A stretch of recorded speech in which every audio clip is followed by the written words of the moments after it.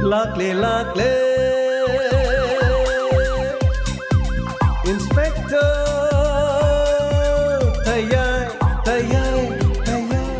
Ahan Mamaktada Diamond Radio Channel Ge Inspector Tayai Tabiri Basimu James Saguzamna Taram Nokshabulona Naiko Nona Kurumjari Nasi Shupudana Luxury Inspector Tayai Changaga Humputaruk Shubatanka Warrior CSA Tokiba Todokagi Sagachamani Apaba Singh Loksindio Pataba Singh Nakanda Tambi Pataba Singh asi Matau Tamge Haina Kanbigano Awapamda Swedana Tagani Sir Karino Nupi Onupa Odu Mayam the Loy in a TS already, sir. Come I know, Mr. Adubo. Cry them, come I know to TS Togodon. Gaway Madugi the Motakaris warning a lady. Nupi Yogatabnat. No passing captain. Karino, sir. No passing captain, Nupi the Krigiaro, sir. Gamay Priya is at Mahali the Nupani. Adu di Nupak the test of Godamini. Is that Mahali Benopadi the Neduka game we won? Oh, Karino us. I did Matomron Kongodan, sir. Smearmantade Rosikimatams. Gamay. How do you get Tangapomatam? Me amagi samdagi, me magi DNA Kangway. Me magi Kujindagi, me get DNA Kangway. Eh, Kanagi phone. CD number Kangin. Hello? Sir, Inspector Tay. Money, have you? Sir, Nasi the Gimatam Kragimamanga. The Shigi Masanupa, Magi Mamindu, Sanjit. Sir, Sanjit had a mu, sir. Magi Matakta, Kies Masam Koglakiba. Kari case masa. Sir, Mahanga Karino Priya Makutta Singi Hebra, Lambi the Tat Hebra. Yamna Tatana, a Waba P. Haidena, Kiesama Hapit, Tazakibasa. Kari, Adudi, Wapamasibu. Sir, a single, sir. Neko, Sondikana. Sir, I show police ski Mio Yamakani, sir. I mean the Tatus and English, sir. Parihadudi, Wapamasi Shango. Sir, a single, sir. I Wapam do I sing a Adam Hajaki, sir. Parihadudi, Makataro. Sir, no Nupimasa Priya Haribase, Maxi Station the Lakis. Matamaduda, Nupimasa Duna, Wapamasi Quiggy, Inspector Deepak the Wapamsi Holdway. Matamaduda Quiggy Sar Deepak, Wapamsi. The Shigimasano Panic Hang Padagi, case file Pogoma, Doro Dobugi Toki. Leshabi Pakangi, Mui Masen, Yana the Kotabakarigumagia, where when he had Yamna Mahanga Luna Lorumti. Ado, sir. Wapamasi, Priya Hariban Pimasadunati, Yam serious no in a mana Hijaramisa. Kari Haba. The Shigimasanupa Sanjit Nabulambi the Kudang Parising Yajibo. Sir. Achumani, I get Kudang Paraga managing is Nasikatanati. Anirak Suraban. Eh, Kari no Najibo. That is, Kari Hainarubino, no Shaunabagi Marianabagi. Natraga, Zikan Ginoko. Facebook the comment Pinabagi, another Bagi, Shaunabagi, Natraga. Numida Warisanaraga, Pau Pona the Bagi, Sauna than a unit in the Canariro. Sir, I don't know, Madiam Lavinesa. Was a gang in the Pin of Passing Gidi. I quite Matam the Gaidi. I love you, Gani Iro, the Tau Unabungam de Hajariva. How's it getting Carino? I hing Amada Ayak Atumbo, I sing the Sat Hainaraga. Hectamark Icta Yasanaki Hajariva. The Sir Magis issue, Pakangli Sabiki, Kia Sidoni Bemanada Sibu, Nangu Tazabayabran. I quite the Ciprio Kumagi Masano Padubu. Nati. Lambi di Satunupi, Kudang Parising is one with Tajabro. Sir, Moy Masen Soundabagi Pagdog the Worinida, Horan Koga Sanakini the Sir. Pare. Ibima, Iwai. City Police the Kies when a Tobudu Pazadico. No Yasanakini dum Karalaga. Yaraga di Yana Badungang. Go. Kudang Paragaching heaven. Is that Mangan Medina Tedana? Nati. No wonder is at Mangan Medina Hariba. Sir. Maki do at Mangan Menatrashu. I get it at Mamuga Chamani. Mana Coles Calambi to the man assume the Toribisi. Nuntigas Manasum to lady. I declare mine. I give Pantum Sikamani Yobungam Dino. Eh, Nangi Pantum Carino Hajibo. Nate. Nupi Magipantum de Waganuxi Neribunupado Tunovanadro. Nate. Garibantum Novanangibo. Sir, I Logi Satramani. Mana Sumu Sitabadi. I get on dear. I lemna to the halibus. Bima. Kitang pato, kita pato. Nati, मानने सिदगी हेंजलगदी करिनो करिनो आई कौरगा वारी सानारसु सानागे अदुगा सिदगी हेंजलगलबदी आई करिनो करिनो आई खरा हाइदन कोतना तौगे खुदांग the कक चिंगबैदुदी मदुगिदी case lab नतेदा को अदुगी पांदना सिदा अखोइना मु मा फागलु कोगलु याब नतेबा यारे यारे यारे नंग चलो चलो मतम थेंगनी नुमिसे थेंजलनी चलो चलो चलो सर अइगिसी रिपोर्ट इबिररोइत्रा करिनो नि बेमा नंगिसिबो हेक्ता रिपोर्ट तौरगे मागी मथक्ते एफआईआर पालो सिरने नंग हाइसिबो सर नुपी मसा लैसाबी अमगी खुदांग द हंजिन हंजिन अनिरक सिंग बाइबसे मदु यादी अदुका सर सर कनो रिपोर्ट से इबिररो हाइब्रा नत्रगा आई अतोपा पुलिस स्टेशन अमद चचरो हाइब्रा नत्रगा एसपी द कंप्लेंट तौजरो हाइब्रा एरा इबेमा अखोइ सु नंगोंदा हारिसिदी यारगदी नखोइ मसेन यासनो नंगोंदा इज्जत सोकपुदी नति हारिदना ओ परे परे परे परे नंग सावरोनो से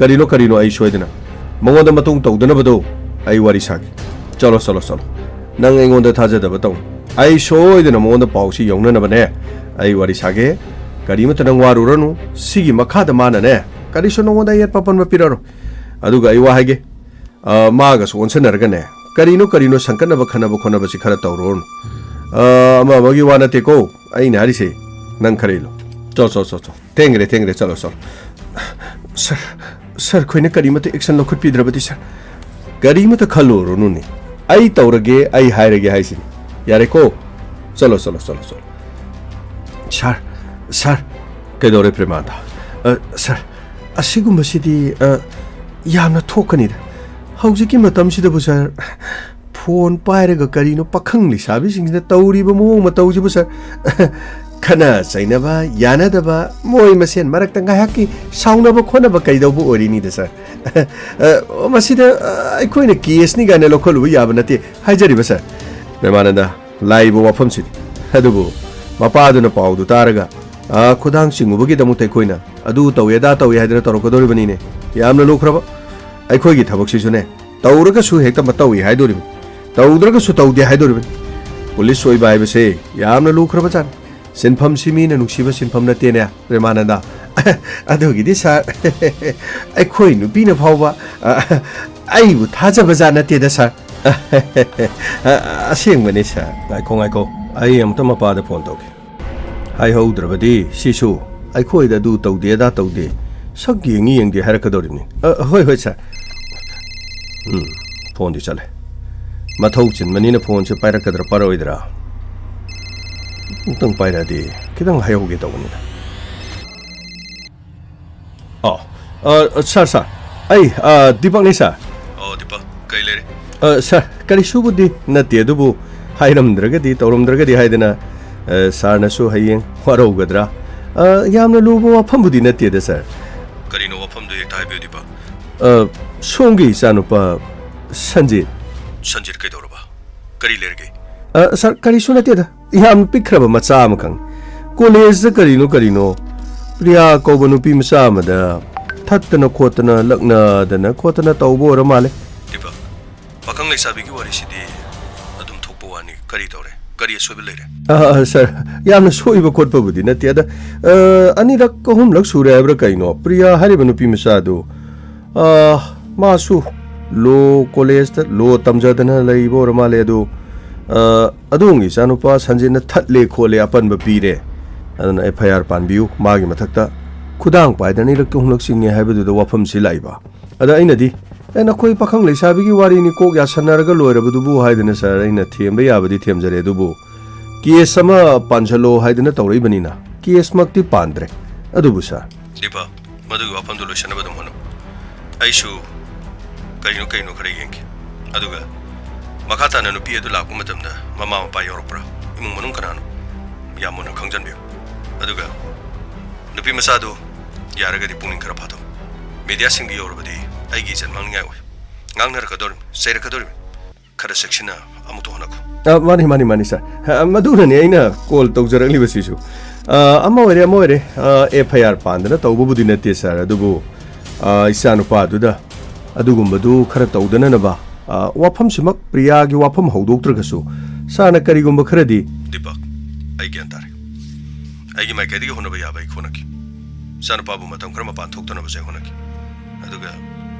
ꯋꯥꯐꯝ ꯑꯁꯤꯅ ꯆꯥꯎꯊꯣꯛꯍꯟꯗꯅꯕꯗꯤ ꯅꯍꯥꯛꯅ ꯈꯔ ꯍꯣꯠꯅꯔꯣ ꯑꯩ ꯐꯅꯅꯕ ꯑꯗꯨꯝ ꯁꯤꯜꯂꯛꯈꯤ ꯐꯅꯤ ꯐꯅꯤ ꯁꯥꯔ ꯌꯥꯝ ꯅꯨꯡꯉꯥꯏꯔꯦ ꯁꯥꯔ ꯊꯝꯖꯔꯦ ꯁꯥꯔ ꯁꯥꯔ ꯑꯆꯧ ꯑꯁꯥꯡꯒ ꯁꯪꯒ ꯇꯧꯕꯁꯤꯁꯨ ꯇꯧꯗ ꯌꯥꯗꯕꯅꯤꯅꯦ ꯁꯥꯔ ꯄ꯭ꯔꯦꯃꯥꯅꯟꯗ ꯑꯆꯧ ꯑꯁꯥꯡꯒꯤ ꯋꯥ ꯅꯠꯇꯦ ꯗꯤꯁꯇ꯭ꯔꯤꯛ ꯑꯃꯒꯤ ꯗꯤ.ꯁꯤ. ꯍꯥꯏꯁꯤ ꯆꯥꯎꯈ꯭ꯔ ꯄꯣꯠꯅꯤꯅꯦ ꯃꯈꯣꯏꯒꯁꯨ ꯅꯛꯅꯕ ꯌꯥꯕ ꯃꯔꯤ ꯑꯐꯕ ꯃꯔꯤ ꯊꯝꯕꯗꯤ ꯐꯩꯅꯤ ꯁꯤꯁꯨ ꯑꯩꯈꯣꯏꯅ ꯍꯌꯦꯡ ꯑꯗꯨ ꯑꯗꯥꯅ ꯊꯣꯛ ꯇꯧꯔꯗꯤ ꯆꯨꯝꯅ ꯆꯠꯂꯣ ꯍꯥꯏꯗꯅ ꯆꯨꯝꯗꯪ ꯌꯨꯝꯊꯛ ꯀꯥꯈꯠꯂ ꯆꯠꯄ ꯌꯥꯕ ꯅꯠꯇꯦꯅꯦ ꯑꯩꯈꯣꯏꯒꯤ ꯃꯥ ꯌꯦꯡꯗꯦ ꯑꯗꯨ ꯇꯧꯗꯦꯅ ꯑꯃꯨꯛ ꯑꯩꯈꯣꯏꯗ ꯋꯥꯔꯧꯈꯤꯗꯣꯔꯤꯕꯅꯤꯅꯦ ꯆꯨꯝꯃꯤ ꯁꯥꯔ ꯃꯆꯥꯅꯨꯄꯥꯅ ꯁꯣꯝꯗ ꯐꯠꯇ꯭ꯔꯤꯗꯨꯗꯤ ꯈꯪꯗꯕ ꯃꯄꯥꯗꯨꯅꯗꯤ ꯍꯦꯛꯇ ꯃꯥꯒꯤ ꯃꯥ ꯌꯦꯡꯗꯦꯅ ꯍꯦꯛꯇ ꯇꯧꯔꯛꯀꯗꯣꯔꯤꯕꯅꯤꯀꯣ ꯁꯥꯔ ꯄ꯭ꯔꯦꯃꯥꯅꯟꯗ ꯂꯨꯔꯤꯕ ꯋꯥꯐꯝꯗꯤ ꯅꯨꯄꯤ ꯃꯆꯥꯗꯨꯗ ꯑꯃꯨꯛ ꯍꯟꯅ ꯁꯟꯖꯤꯠ ꯍꯥꯏꯔꯤꯗꯨꯅ ꯀꯥꯔꯟ ꯇꯥꯔꯛꯑꯗꯤ ꯁꯣꯏꯗꯅꯃꯛꯀꯤ ꯑꯩꯈꯣꯏ ꯏꯅꯥꯛꯁꯤꯗ ꯑꯃꯨꯛ ꯂꯥꯛꯀꯗꯣꯏꯅꯤ ꯑꯩꯈꯣꯏꯅ ꯃꯗꯨ ꯑꯃꯨꯛ ꯆꯦꯛꯁꯤꯟꯅ ꯀꯦꯁ ꯑꯗꯨ ꯄꯥꯏꯍꯧꯗ꯭ꯔꯗꯤ ꯑꯦꯁ.ꯄꯤꯒꯤ ꯃꯅꯥꯛꯇ ꯆꯠꯈ꯭ꯔꯗꯤ ꯑꯩꯈꯣꯏ ꯑꯃꯨꯛ ꯕꯦꯔꯥ ꯀꯥꯗꯣꯔꯤꯕꯅꯤꯅꯦ ꯑꯁ ꯂꯨꯈ꯭ꯔꯦꯗꯀꯣ ꯁꯥꯔ ꯑꯗꯨꯒꯤ ꯃꯇꯥꯡꯗ ꯌꯧꯁꯤꯜꯂꯗꯤ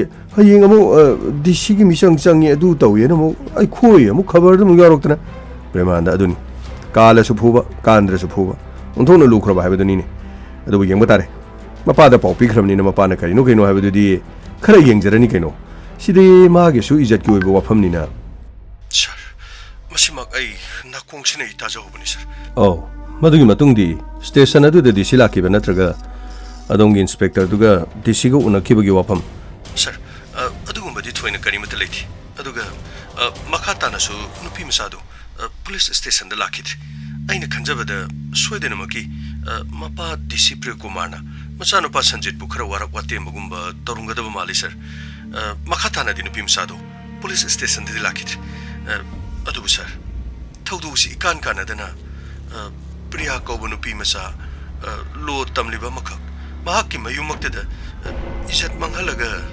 ꯁꯛꯈꯪꯗꯕꯅ ꯍꯥꯠꯇꯣꯛꯂꯝꯂꯦ ꯍꯥꯏꯕ ꯋꯥꯐꯝꯁꯦ ꯁꯥꯔ ꯑꯩ ꯁꯣꯁꯤꯌꯦꯜ ꯃꯦꯗꯤꯌꯥꯗ ꯅꯨꯡꯇꯤꯒꯤ ꯐꯣꯡꯂꯤꯕ ꯈꯕꯔꯗ ꯃꯗꯨꯗ ꯊꯦꯡꯅꯖꯔꯛꯄꯗꯒꯤ ꯁꯥꯔ ꯑꯩꯒꯤ ꯋꯥꯈꯜꯗ ꯌꯥꯝꯅ ꯅꯨꯡꯉꯥꯏꯇꯕ ꯅꯨꯄꯤ ꯃꯆꯥꯗꯨꯅ ꯃꯥꯒꯤ ꯄꯨꯟꯁꯤꯗ ꯈꯨꯗꯣꯡ ꯊꯤꯒꯗꯧꯔꯦ ꯍꯥꯏꯗꯨꯅ ꯄꯨꯂꯤꯁ ꯁ꯭ꯇꯦꯁꯟꯁꯤꯗ ꯃꯥꯅ ꯂꯥꯛꯆꯔꯝꯕꯗꯨꯗ ꯁꯥꯔ ꯃꯗꯨꯃꯛ ꯊꯣꯛꯄꯁꯤꯗ ꯁꯥꯔ ꯑꯩꯗꯤ ꯊꯧꯗꯣꯛ ꯑꯁꯤ ꯀꯅꯥꯅ ꯑꯣꯏꯒꯗꯒꯦ ꯍꯥꯏꯕꯗꯤ ꯈꯪꯖꯗꯦ ꯁꯥꯔ ꯑꯗꯨꯕꯨ ꯑꯩ ꯄꯨꯂꯤꯁ ꯑꯃ ꯑꯣꯏꯖꯔꯒꯁꯨ ꯁꯥꯔ ꯑꯩ ꯅꯨꯄꯤ ꯃꯆꯥꯗꯨꯅ ꯃꯥꯒꯤ ꯄꯨꯟꯁꯤ ꯈꯨꯗꯣꯡ ꯊꯤꯒꯗꯧꯔꯦ ꯈꯪꯗꯨꯅ ꯁ꯭ꯇꯦꯁꯟ ꯑꯁꯤꯗ ꯂꯥꯛꯑꯒ ꯃꯥꯅ ꯋꯥꯀꯠꯂꯝꯕꯗꯨ ꯁꯥꯔ ꯊꯣꯛꯂꯤꯕ ꯊꯧꯗꯣꯛꯁꯤꯒ ꯑꯩꯅ ꯌꯥꯝ ꯅꯨꯡꯉꯥꯏꯖꯗꯕꯗꯒꯤ ꯁꯥꯔ ꯑꯩ ꯈꯪꯖꯔꯦ ꯑꯗꯣꯝꯒꯤ ꯋꯥꯐꯝꯗꯨ ꯑꯩꯈꯣꯏꯗ ꯌꯥꯝꯅ ꯀꯥꯟꯅꯕ ꯄꯤꯔꯤ ꯀꯔꯤꯃꯠꯇ ꯑꯗꯨꯝ ꯈꯟꯕꯤꯔꯣꯅꯨ ꯑꯗꯣꯝꯁꯨ ꯄꯨꯂꯤꯁ ꯑꯃꯅꯤ ꯄꯨꯂꯤꯁꯇꯤ ꯄꯨꯂꯤꯁ ꯑꯣꯏꯅ ꯂꯩꯒꯗꯕꯅꯤ ꯄꯨꯂꯤꯁꯇꯤ ꯅꯝꯊꯥꯛ ꯇꯧꯔꯒ ꯃꯤꯌꯥꯝꯕꯨ ꯃꯤꯅꯝꯂꯒ ꯃꯤꯅ ꯍꯥꯏꯔꯒ ꯂꯩꯔꯒ ꯆꯠꯄ ꯌꯥꯕ ꯑꯗꯨꯒꯨꯝꯕ ꯁꯤꯟꯐꯝ ꯑꯃ ꯅꯠꯇꯦ ꯅꯍꯥꯛꯀꯤ ꯊꯕꯛꯇ ꯅꯍꯥꯛꯅ ꯇꯝꯂꯤꯕ ꯄꯥꯎ ꯑꯁꯤꯅ ꯀꯔꯤꯒꯨꯝꯕ ꯑꯀꯥꯏꯕ ꯑꯃꯠꯇ ꯄꯤꯔꯣꯏ ꯑꯩꯈꯣꯏ ꯀꯦꯁ ꯑꯁꯤꯒꯤ ꯃꯥꯌꯣꯟ ꯀꯗꯣꯝꯗ ꯆꯠꯀꯗꯒꯦ ꯍꯥꯏꯗꯨꯅ ꯍꯧꯖꯤꯛ ꯄꯣꯁꯠꯃꯣꯔꯇꯦꯝꯒꯤ ꯔꯤꯄꯣꯔꯠ ꯉꯥꯏꯗꯨꯅ ꯂꯩꯔꯤꯕꯅꯤ ꯑꯗꯨꯕꯨ ꯑꯩꯈꯣꯏꯗ ꯄꯤꯔꯤꯕ ꯀ꯭ꯂꯨ ꯑꯁꯤꯅ ꯑꯩꯈꯣꯏ ꯀꯔꯤꯒꯨꯝꯕ ꯈꯣꯡꯊꯥꯡ ꯈꯔꯗꯤ ꯂꯧꯈꯠꯅꯅꯕꯒꯤ ꯇꯥꯟꯖꯥ ꯑꯃꯗꯤ ꯂꯩꯔꯦ ꯍꯧꯖꯤꯛ ꯌꯦꯡꯕ ꯇꯥꯔꯦ ꯗꯤ.ꯁꯤ ꯄ꯭ꯔꯤꯌꯀꯨꯃꯥꯔꯒꯤ ꯃꯆꯥꯅꯨꯄꯥ ꯁꯟꯖꯤꯠ ꯀꯦꯁ ꯑꯁꯤꯗ ꯇꯁꯦꯡꯅ ꯌꯥꯎꯕ꯭ꯔꯥ ꯌꯥꯎꯗꯕ꯭ꯔꯥ ꯃꯍꯥꯛꯀꯤ ꯃꯣꯕꯥꯏꯜ ꯅꯝꯕꯔ ꯃꯍꯥꯛꯀꯤ ꯂꯣꯀꯦꯁꯟ ꯅꯨꯃꯤꯠ ꯑꯗꯨꯗ ꯃꯍꯥꯛ ꯂꯣꯀꯦꯁꯟ ꯑꯣꯏꯈꯤꯕ꯭ꯔꯥ ꯑꯣꯏꯗꯕ꯭ꯔꯥ ꯑꯗꯨꯒ ꯃꯍꯥꯛꯀꯤ ꯐꯣꯟ CDR ꯔꯦꯀꯣꯔꯗꯇ ꯀꯦꯁ ꯑꯁꯤꯒ ꯀꯔꯤ ꯃꯔꯤ ꯂꯩꯅꯩ ꯊꯕꯛ ꯑꯁꯤꯗ ꯀꯅꯥ ꯌꯥꯎꯈꯤ ꯄꯨꯝꯅꯃꯛꯁꯤꯡ ꯑꯗꯨ ꯑꯩꯈꯣꯏ ꯁꯣꯏꯗꯅ ꯊꯤꯒꯠꯆꯔꯒꯦ ꯌꯥꯝ ꯅꯨꯡꯉꯥꯏꯖꯔꯦ ꯆꯤꯅꯥꯎꯅ ꯄꯥꯎ ꯄꯤꯕꯤꯔꯛꯄꯁꯤꯒꯤꯗꯃꯛ ꯁꯥꯔ ꯑꯩ ꯑꯗꯨꯗꯤ ꯊꯝꯖꯔꯒꯦ ꯁꯥꯔ ꯌꯥꯝ ꯅꯨꯡꯉꯥꯏꯖꯔꯦ ꯁꯥꯔ ꯀꯔꯤꯅꯣ ꯍꯧꯖꯤꯛꯁꯦ ꯑꯅꯧꯕ ꯃꯥꯌꯣꯟ ꯑꯃꯗ ꯑꯃꯨꯛ ꯆꯠꯀꯗꯧꯔꯕ꯭ꯔꯥ ꯁꯥꯔ ꯒꯥꯎꯃꯩ ꯍꯧꯖꯤꯛ ꯂꯤꯈꯨꯟ ꯑꯃ ꯐꯪꯉꯤ ꯗꯤ.ꯁꯤ ꯄ꯭ꯔꯤꯌꯀꯨꯃꯥꯔꯒꯤ ꯃꯆꯥꯅꯨꯄꯥ ꯁꯟꯖꯤꯠꯅ ꯄ꯭ꯔꯤꯌꯥꯒꯤ ꯈꯨꯗꯥꯡ ꯄꯥꯏꯗꯨꯅ ꯑꯅꯤꯔꯛ ꯑꯍꯨꯝꯂꯛ ꯆꯤꯡꯉꯤ ꯍꯥꯏꯔꯤ ꯑꯗꯨꯒ ꯋꯥꯐꯝ ꯑꯁꯤ ꯄ꯭ꯔꯤꯌꯥꯅ ꯄꯨꯂꯤꯁꯇ ꯀꯝꯄ꯭ꯂꯦꯟ ꯇꯧꯔꯝꯃꯤ ꯑꯗꯨꯕꯨ ꯃꯈꯣꯏꯒꯤ ꯏꯃꯨꯡ ꯃꯅꯨꯡꯅꯗꯤ ꯀꯔꯤꯃꯠꯇ ꯈꯪꯗꯦ ꯁꯥꯔ ꯀꯔꯤꯒꯤꯅꯣ ꯃꯥꯅ ꯃꯈꯣꯏ ꯏꯃꯨꯡ ꯃꯅꯨꯡꯗ ꯀꯔꯤꯃꯠꯇ ꯇꯝꯗ꯭ꯔꯤꯗꯨꯕꯨ ꯁꯥꯔ ꯑꯗꯨꯒꯨꯝꯕ ꯊꯧꯗꯣꯛ ꯊꯣꯛꯂꯒ ꯃꯥꯅ ꯇꯨꯃꯤꯟꯅ ꯂꯩꯁꯤꯜꯂꯤꯗꯨꯕꯨ ꯒꯥꯎꯃꯩ ꯃꯍꯥꯛꯅ ꯂꯩꯔꯤꯕꯗꯨ ꯃꯕꯨꯡꯒꯤ ꯌꯨꯝ ꯃꯐꯝ ꯑꯗꯨꯗ ꯃꯍꯥꯛꯅ ꯂꯩꯕꯗꯒꯤ ꯑꯗꯨꯒꯨꯝꯕ ꯃꯕꯨꯡꯅ ꯇꯥꯕ ꯅꯨꯡꯉꯥꯏꯇꯕ ꯊꯧꯗꯣꯛ ꯋꯥꯊꯣꯛ ꯊꯣꯛꯂꯕꯗꯤ ꯃꯕꯨꯡꯅ ꯅꯨꯡꯉꯥꯏꯈꯤꯔꯣ ꯍꯥꯏꯗꯨꯅ ꯇꯧꯕ ꯑꯣꯏꯔꯝꯕ ꯌꯥꯏ ꯑꯁ ꯑꯗꯨ ꯑꯣꯏꯔꯁꯨ ꯃꯥ ꯇꯝꯐꯝꯗꯤ ꯊꯣꯛꯄꯅꯤ ꯃꯕꯨꯡꯒ ꯀꯔꯤꯒꯤꯅꯣ ꯑꯗꯨ ꯃꯅꯝ ꯃꯈꯣꯏ ꯑꯗꯒꯤ ꯃꯃꯥ ꯃꯄꯥꯗ ꯍꯪꯕꯗ ꯀꯔꯤꯅꯣ ꯀ꯭ꯂꯨ ꯑꯃꯠꯇꯁꯨ ꯂꯩꯇꯦ ꯀꯅꯥꯒ ꯅꯨꯡꯉꯥꯏꯅꯗꯕ ꯀꯔꯤꯁꯨ ꯃꯈꯣꯏꯗꯤ ꯈꯪꯕ ꯂꯩꯇꯦ ꯍꯥꯏꯗꯨ ꯁꯥꯔ ꯃꯥꯅ ꯇꯝꯗꯕꯅ ꯑꯣꯏꯔꯝꯒꯅꯤꯀꯣ ꯑꯁ ꯑꯗꯨ ꯌꯥꯝ ꯆꯥꯎꯕ ꯊꯧꯗꯣꯛ ꯊꯣꯛꯑꯒ ꯃꯥꯅ ꯃꯌꯨꯝꯗ ꯇꯝꯗ꯭ꯔꯤꯕ ꯃꯕꯨꯡꯗ ꯇꯝꯗ꯭ꯔꯤꯗꯨꯕу ꯃꯗꯨꯒꯤ ꯅꯨꯄꯤ ꯃꯆꯥꯗꯨꯁꯨ ꯑꯣꯟꯊꯣꯛꯅ ꯄꯪꯃꯟꯈ꯭ꯔꯦꯅꯤ ꯀꯔꯤꯅꯣ ꯃꯥꯕꯨ ꯂꯣꯒꯤ ꯁꯥꯇ꯭ꯔꯅꯦꯁꯨ ꯍꯥꯏꯔꯦ ꯈꯔꯁꯨ ꯍꯩꯁꯤꯡꯅ ꯑꯁ ꯅꯨꯡꯉꯥꯏꯇꯦꯅꯦ ꯃꯥꯒꯤ ꯃꯤꯁꯤꯗꯨꯒ ꯇꯧꯔꯤꯁꯤꯒ ꯁꯥꯔ ꯑꯗꯨꯗꯤ ꯍꯧꯖꯤꯛ ꯀꯔꯣꯝꯗ ꯆꯠꯀꯅꯤ ꯁꯥꯔ ꯒꯥꯎꯃꯩ ꯑꯩꯈꯣꯏ ꯁ꯭ꯇꯦꯁꯟꯗ ꯆꯠꯁꯤ CDR ꯔꯦꯀꯣꯔꯗꯁꯤꯡ ꯂꯥꯛꯄ꯭ꯔꯥ ꯍꯥꯏꯗꯨꯅ ꯌꯦꯡꯉꯁꯤ ꯑꯃꯔꯣꯝꯗ ꯑꯃꯨꯛ ꯑꯩꯈꯣꯏ Sanjit hariba DC gi masana pagi mobile number akhoi yam thuna thina bonus akhoi informer sing da paupi ko aduga ma ki mobile number adu CDR record sing thokpu matamda Priya ga wari sana bana tra Priya ga khana saina ba kari guma yorma gadi madu da se hena nungai ga dorim aduga Santos sir number de khangba thokdok thokpa numit aduda Sanjit kadai da location oiki habdo yenga daban pagni sir amoire thokdo sing matang dai khoi CDR record amadi postmortem report lang matungda akhoi tangai fadrabadi DC ga unarba matungda masana paga wari sanaba aduga masana pabu phagatunu wahang pahang thabakta sathana na batawsi sir araibadi oiroi ne sir DC gi masana padu sir karam nong phagani sir gamai thabak khudimaki lambi loina leiba ngaktani mapa da hairga macha phaga da banati case asdi yaw di habadu da khangkisi makha de yeng de yang phagani sir thoro gari thoro phagani sir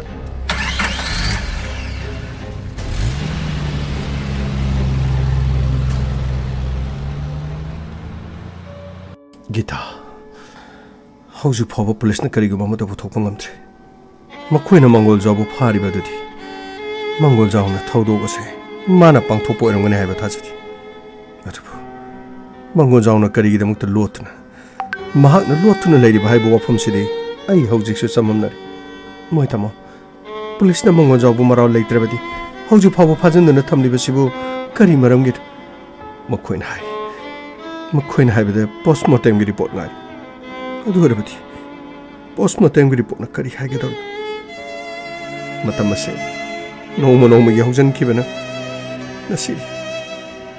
nasidi chanupi ga chumba puthok pangam laroidra haina kada imaga pabungasu angaw gi mohongum na laikri yum da macha nupi da damak leijaram labadi haiduna soiduna mak imaga pabungana khalamai masipuna makse aina matik chada badagi aina mabu mafam masida hundok lambadagi thokli banidana moi tamo mango jawgi nupi kare hege nangna mafam silai di karigina tamo thodo gase nakhoi gi nanaw nu pana pangthuk pana te haibasidi tamo su khambiranggan aigi puroibana thodo gase mana pangthopangam mase police na makhoina Maralay ba mi phabang amdraga aigi puroi babu phaduna thamliban tamokoina amukta de aigi puroi babu police ki makhutta ki amukta de lok topi mahakari su maralay taban mabu maralay haduna jail de kaisum sang da thamkrabadi pigli ba masani ga aina matau karamna lehogani tamo yaragadi puroi babu mahak police ki makhutta ki amukta kanbi makhoina mi harpa puthokpa ngamdraga ipuroibadu soidana jail manungda thamkhragani tamo mema nang matam khradi mapam asida lahaina karina tamo habiribu wapam sibu imung asida tholiba thodose haujik imung asida tholiba thodokse aikhoi kogamna sari nangna di nangina puroiba ki punsi kanana bagi hari aikhoi gi chanupi ki punsi mangkhrabani asengba kanana tawribano kanana pangtholibano haibadudi aikhoi chapchana khangba ngamtre nangi na puroiba mango jauna landragadi mahakna ingonda karigi phone torokte aduga mana karigi loliba mara lektrabadi mahakna lotpham thokpra nangoda so haibi yaina mabu police na phagani thaudo osi mahakna mankhini haiduna tuminna lotuna leibuduna achumba porkhidro adu hutamo matam punamakta machangumna khanjabani machangum labi priya gi punsibu mahakna dumna tem singnaba ngamgadrane tamo madupunamak aina nangna lepa yaroi police na chumba sengba puthoknaba matam adu da khangnaras nang waragono matam khradi mafam asida aikhoi gi mangda su lepkono aduka asengba khangdingi matam asida di aikhoi su haifam khangdi aikhoi topam khangdi mi haningmara khut ase ai makha taningte mema mafam asi thadok ro chakro case asi ga chumba ranba khangdringe dadi matam kharna khoiga lakna kisi asengba chumba khanglaba matam aduda makatana wanganasi chakro mafam asdagi chakro chalo mafam asdagi chakro tamo warau bibi ade tamo ai chasaruki inama ai chasaruki kayada tamthi halaba amaga kayada yekna halaba achumba sengba mata khangma ngamthi Priya, nang karigum wapum karadi soydana lotpa ma. Nabung niyam na waraw. Aina satsi haiba matam maduda satpa yaram labadi punamaksit thongloy naman. Aduga, Gita. Aina mabu. Imaga pabunga kokatuna mapam masida thamsi haikiba natro. Natraga imaga pabungi manakta thimiramge haiduna aina haidabra. Moi tamo. Khajiktan pathabiyu kamdobo.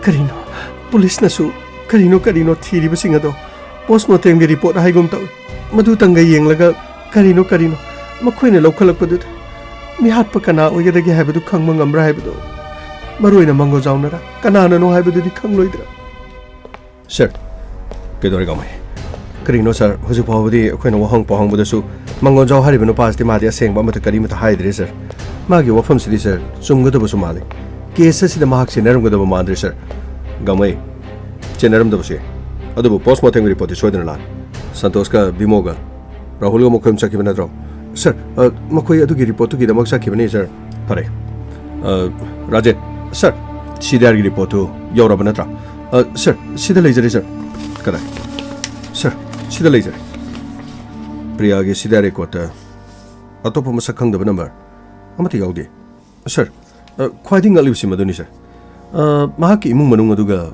manama magi mabung mahaki mama mapa masina tana topa kari mata fangdi aduga sanjit ki mahaki number di sir sanjit ki mahaki number sida sir sida da priya ga maga phone da kaidong hoido wari sana de sir kari priya ga wari sana de ba mani sir makoi wari sana ba kari mata leiti priya gi number sida su sanjit ki number yaudi aduga sanjit ki number da su priya gi number yaudi sir adudi makoi ani si tasena maki mari lenadi amaronda Priyana police station da complaint torumni basinadi karigi da motore adudi Priya ge punsida sanjini yet kiba adunadi sanjina aniro khudang chingni basiga masina maram moriga Priya ba hatpi aba atopa kari thok thopajan rajan sir numit aduda sanjit ge location kara kale sir magi location si sir atopadi college ge lambi sida suma location aduga mahak athing budi yumda dumagle rajan mana yumda leiba matam siga college ki lambi da lera maduga pung kya mukhene sir masi pung ahum mari manga taruk tare sir pung manga gum dikhene pung manga sida ma ki phone di atopa kana gi call ai sir pung manga sida call si incoming so mata letre outgoing so mata letre adudi magi phone si off tawduna thamba sir maybe adu su oiram bi sir sir santos koi moi lakre sir lakshan postmortem report nga siri soidana khangat case asi karigum likhona madi khangwe yadana yengsi kokchalo athuba matam do postmortem gi madu gi report ada aina khwadi khangning lebsi sir anta sangjar gi sir lo sangjar pani sir report sida lejar kadai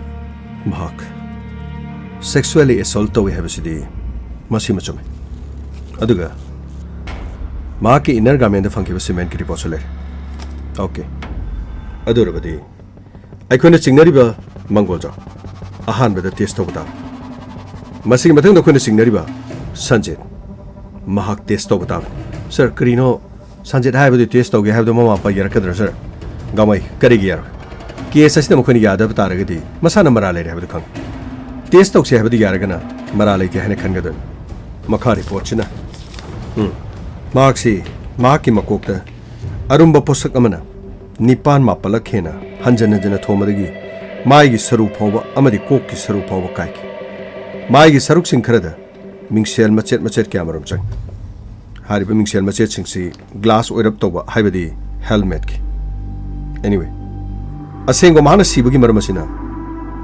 strangulation adudi aikoina funky electric wire duna mangak samdige salaga singthatlaga mahakbu short thinglaga hat sibagi matamna nungthilgi pung mari digina manga phawgi manung sibagi pungsing asiga sanjena college digini yum phawgi manung da leriba matam asiga timing asidi sanari sir adudi sir thoto gase sir ngai khoga mai aseng badi hoji mangol jawgi DNA test to bata medical ki tema thu matam na korsu mapam asdagi ma ki sample du tharamaga akhoi sanjit ki khongul liba chachi phagni sir aduga sir kari medical ki team kaubudi sir kari haigada sir gamai nang amok fo kaudribra sir asukina leibasi sir DNA ki matang sigi sample matang ta ei khangjadaba sir pare santos sir medical team da popi ko phani sir sir matau kram na noma gi DNA ki test tawbagi jiwa sir gamai mapam asdagi medical ki team amalaga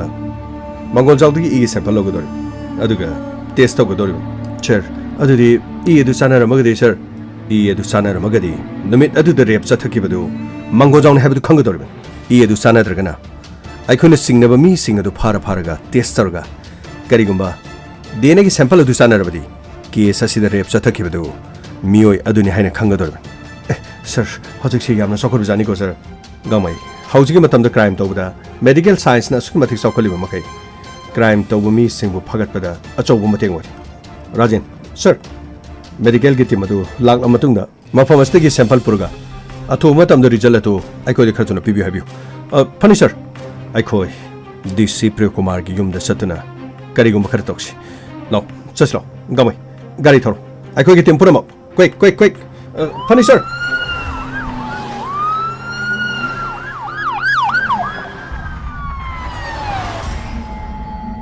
kadai dino thabamata sum chatpe yarong ko wari sanaki pam kari gino nang na larik la shuda soyam na thawai yaudrisibu nang bodom na matam kayam kuina len gi hari banona ai aina thabak ama tawringi matam aina nangi da mahona ba yaba kari no honar ga nangbu nangi tungi lambi yengona pharoidro nati nang na adumak ngoksinna dana nongadagi numit thabu ko chatna leibasibu nangi na punchidu kari oigadorge ha nangi punchidu kari oigadorge pam aina kari aranba ai nang na aranba tawi tawdi habana tin ngokchan aduna leibdi aranba torkodoni punchibu mamal khangdaba taw ai waige taw nang na pamisibu kari nang na pamisibu nupi angang khara langna koi chat pakhara nisa khara sasan thakchan koidana langdana dumak leiba matam mangan basiro pam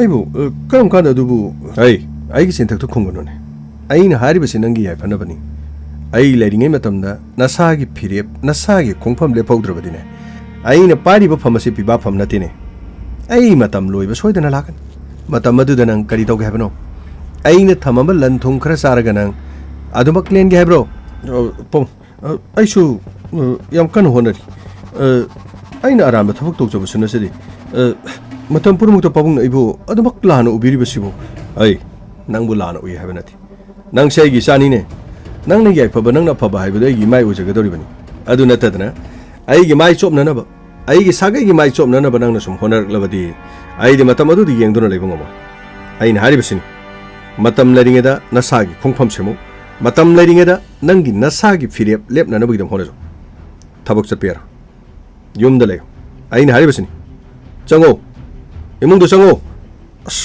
koi pomung chiba kari police kari gina kari leire janon oh komo sir kamai tawgani sir asidi mapa di DC oibani ne sir kamai na tawruga gamai kari sukhalun kari ma case ma gidama lakne aduna wari sanar galor makha dei toki sir asida leptan re sir yani sir ai laksari sir kari leri inspector habiu sir wapam si sir namuk ekubulana lobiga inspector wapam do hana habiu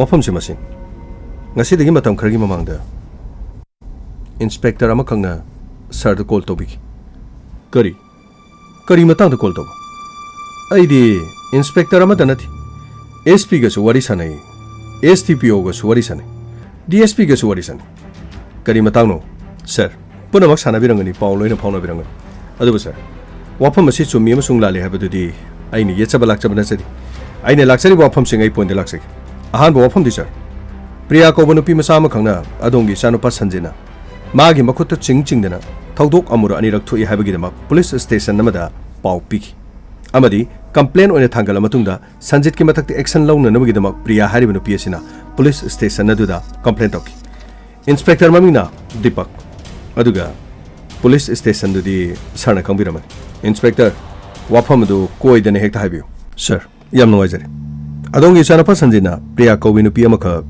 nukti gi mahana college karakpu matamda lambi de thalaga mahana nupi asigi khudang singi haiba wafam asidi sir su tabirabanina madugi matungdagi haujaraki inspector adugi wafam aduda maduna maram origa kari irang thokpagi amadi yamna koina haibiriba sigi maramsi aibu khara samlamna khangba yaroidra sir wafam asi adongi isanupana makhut singlamba priya hariba nupi masadu ngasidagi numit kharanigi mamangda mahak mabungi mayumda rep chatharaga halamle kari rep chatharaga halhe sir thawdogasi nutigi phongliba pause singamadi social media da supum sai sar sana wafam asi karimata tabidribra sir inspector misi minadi aikhogi lamda masidi yam tatna ta karambano karino haibadudi aina lam saludobugi wan asi ana thokpo khudimak aigi imunga mari lenagine haiba wafam di leitedana nahaki wafam du point lo sir wafam asin adongi sanapa sanjina khudang da singlamliba priya ase sirabanina mahak kanana halibano haibadu aikhoina khamungam maramasina sanjit pu wahang pahong nanabagi damak aikoi mafam asida mahak pulo kot palak jaban inspector maduna aigi punsida aingonda kayam singnagan aigi punsida kayam mangningai oi haibadudi nang khangdi khangbra sir waro bibiyadi adongi mingsa thine nabagi damak koi lak jabanati imung amagidi mi ama siriban machanupi sibagi damak machanupi sibagi damak imung adu danga si phawada sapham thakpam khangdana leriban adu sir hariba asigi damak achumba justice priya ge achumba justice piyo haidina college ki mahiroi ke asu irang asi hauba hokraban aikhoina phajinduna sarkar gi lanthum pochai karigum amata kahen ba yadi haiduna hojima aikhoina makoi bu thiam dunu leirban sir khajik khajik tagi mairik pidi gi maijau bi olaklabadi sir lengak asidasu achoba saitheng ama soidana piragani sir inspector misi aduga igi sanupaga kari de mari leinaba madugi witness aduga kanana uhuba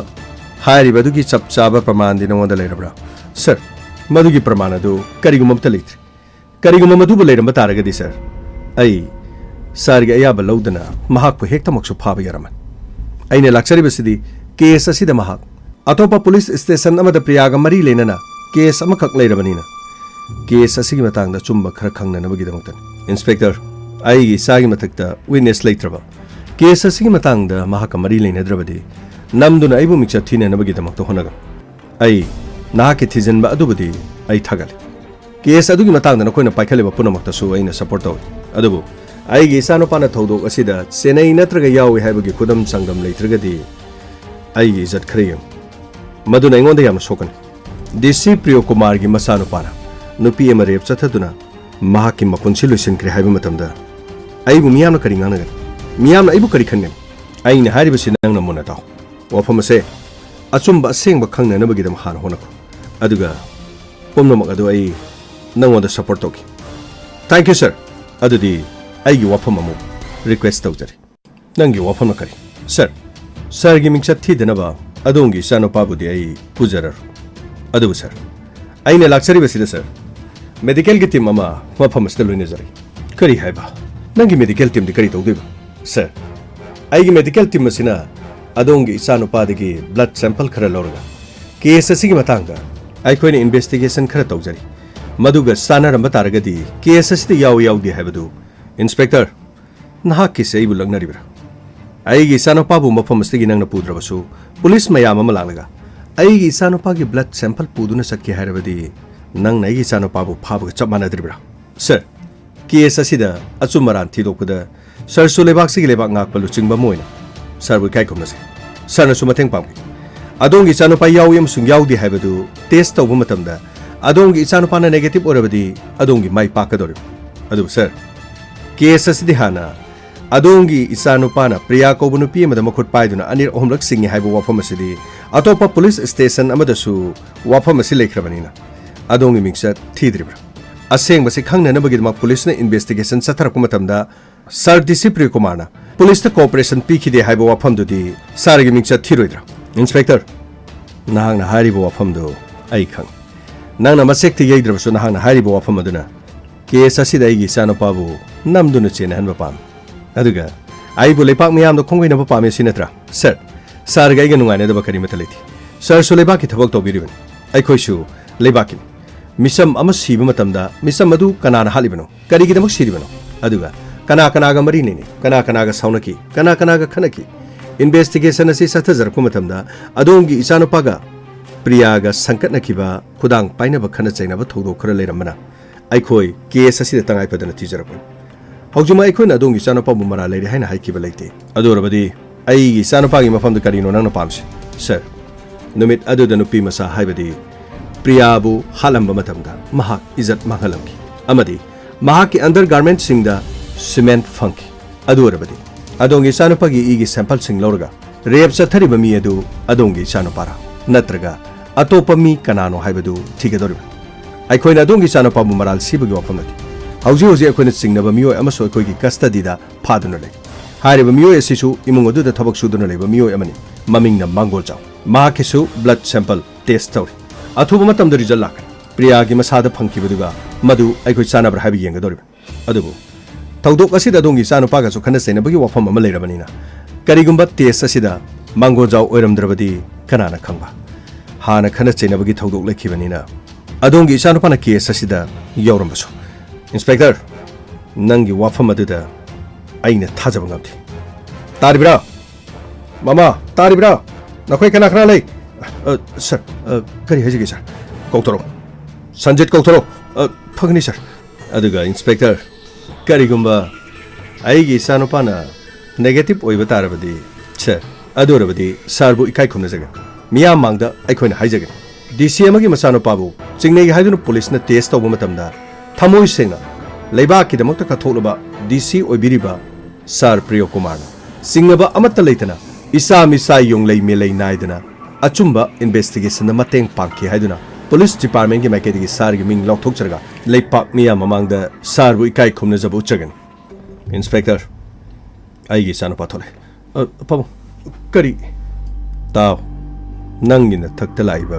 complain पबु करी inspector नंगना हानिंगबुद हाय याम नुवाजरे sir Sanjay नंगिना थक्ता अखोइ वफम अमनिता अइ हंजगे अदुगा नंगना चुमना पाखोम पिबिरबदि याम नुवाइगन लोइरपदा नंगोंदगी blood sample खजिक्तंग लौगन कोइ medical team सिदा लेब लेर case असिदा नाहक याउ याउदि हाबदु खंगननबा मदु खक्तन याउरंगनि याउरमो हाबदुदि अखोइना होजि हाइबं ngamdri नंबु नारान सिबगी वासु नथि चिंगनबा खरा दिलेर sir चिंगनबा खरा हाइबदि अइना करी यारे प्रिया हाइबा नुपीमा नंग खंगिको सर प्रिया हाइबु कना नंग प्रिया सेना खंगदब्रा सर कना नु प्रिया नंगना खुदांग सिंगलुबदगी पुलिस स्टेशन दा कंप्लेन तोरंबा अदुगा हारिबा प्रिया हारिबा नुपी अदु माकी युममक्तदा इजत मंगला मतुंगदा ममाई ममित खंगदना थुकाइरमलगा हेलमेट कुंबना मकोकता कयारा हना येरगा इमुंग अदुदा हुंदोकलंबी प्रिया नंग खंगदे सर प्रिया आइदी मा सिबगदी आइगदी करिमता मरी लेनथि ओ नंग प्रिया खंगदी खंगिको सर कॉलेज कारकपदा सुम नुक्सीदना सुम अखोइ लक्नदना फागी जुगाइ तौनबनि अदुबु माना पुलिसता मुक कंप्लेन तौसलमदना अदुगि मतुंगदगिदि अइ पबुंगगा nganगने अइ अमना अइ मदुइ थबुक्तु तौजद्रि ओके यामना नुंगाइ अदोरबदि केस असिदा नंग याउदे हाबसिदि चुमेदना अचुमनि सर अइ करिमता केस असिदा अइ याउजदि अइ करिमता मरि लेनथि अदोरबदि अइखोइदो कोऑपरेशन मखता पिबि करिमता अदोम केस असिदा करिमता याउद्रे हायरबनिना अइखोइना चिंगनबा खरा लेरिबसे नंग खक्ता नतेको अइखोइना केस असिदा सेनबा मियोइनी हायदना चिंगनबा लेबदगी मंगोलजाव कौबा मियोइ मफागतुना लेरि माकिसु ngasi ब्लड सैंपल लौरगा क्रॉस एग्जामिनेशन तौरगा डीएनए दु सानै सानदे हाबदो खो येंगदौरि अदुना माक ओरमबसु ओरमदबसु अदुबु नाहक सुमते खरा खना चैनबगी केस अमा खक लेबनिना नंगिसु डीएनए सैंपल लौबु तारे सर आइगिदि करिगी डीएनए सैंपल मदुदि आइगा करिगुंबा मत मरि लेनदेना अदुगा आइगा करि मरि लेनदोइनोबा नति पमु से हारिजिबो करिनोबा आई याउसु याउदि मोइदे चलुसु चलदे मोइ मयुमसु खंगदे मागा खितंग सुम लाउना खोनदना खुदसा पाइनरबगी खरा साउनोबै वानी अदुगा आइंगोंदा करिनो सैंपल गा हाजिबो करिनोबा सिबो पों Inspector, angang asina mahak yauge habasida nangna kari chingnaba lei. Sir, mahak soidani yauramo. Aikuna su thadi sir. Adubu akhoi atamna mahak ata phabanati. Cases dusi akhoi singnari basi mangojau hari basi mungudu thabak suba. Tawdok puna maksi tho matung da mahana mobile switch off tor matung da atoba sagai na tegi yumda lotunu lebagi dama mahak phaban. Lotunu lebani case asida soidana maki mahak na satharungani habase akhoi thajabale. Adubu adong isanu padi tangai phadana. Mahak asi Priyaga khana sena ki bathok tu maram orkanda mahak natana Priyaga nungai na tabasi atopa mataleti adorabadi aikon hosik prime suspect oribasi mangoljaw ani subada adongi chanupa sanjit char warobigan DNA sample da madu khaktang di aikoi da ningu thungan bi mahak aikoi mafam sti pugi habanati mahak dum masida leijasano sir masi mathang di aikoi da matheng pampi inspector adomna asuk yamna aikoi da badanam tongningi si Karigino have a country. Sir, Masidi Karigu Mamata Badanam talks of Nasati. Sir, Taudosi, Ahan Bada, Adongi, Sanapaga Priaga, Kanasa, Vasilam Dragadi, Ecosulaxer. Karim to Wabirun, sir. Mongozagisu, Sample Loraman. Aduna Adongi, Sanapagi, Sample Low, the Yabasi, Madukatang Pibi. A saying Batsumba Sikanano have to Kang and Vigidama. Sample as in a Potokadori. Chanjit, Pom Sample do Lohol.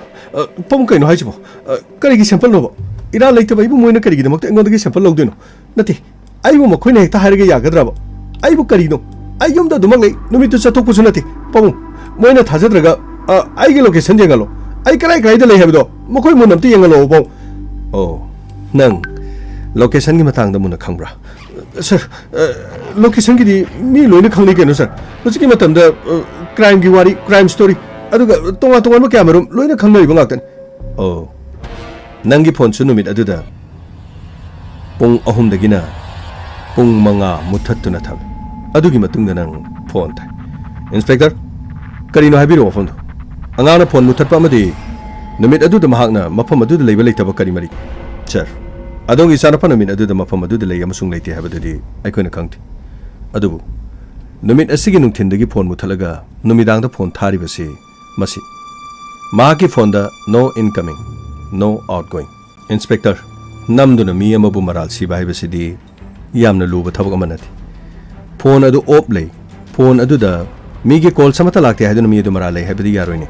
Sir, asumba wafam. Adu sir. Investigation asigi yam sana na lay badugi wan. Wara we be address sir adu di. Adongi sano pabu khoigi medical team na. Blood sample khara launa nabi yabasi amuta pibi. Pabu kaino haisibo pabu moina haisibo kaino pabu Sanjit nang na nara leita borabadi karigi da makta ki ge dori logjasan makhoi da yabadu piko changchalo inspector aigi sanopadagi blood sample logdo aina yaba bi kaino haisibo pabu aigi mogi penjam ki je asigi penjana thenbo ina ki je pabu kamai to dor pabu karino moina haisibo pabu na dai aidu karigino Karino ni mo isi sir. Asi di Pakistan yang ang hida kapam da. Muri. Sumai ne to bodo khani ning sing le de sir. Karino hida kapam da jikada fadar ga mu to sile ji bo sir. Ya no phaw bu ma la ga si di Karino ma gi ji bo. Gamai amu to ngai ko. Medical team do sonda la piro. Sonda po sambiro sida. Ai ding mo ha chin ko. Ai ding mo. Yamno koi gedam nati sonda kitang dani I kitang dani logja gadaba pabo mokoi jam to kamu do pabo ai ra lai tabre pabo ai ra lai tabre khoto kitang thanga pio yani se khaji katani se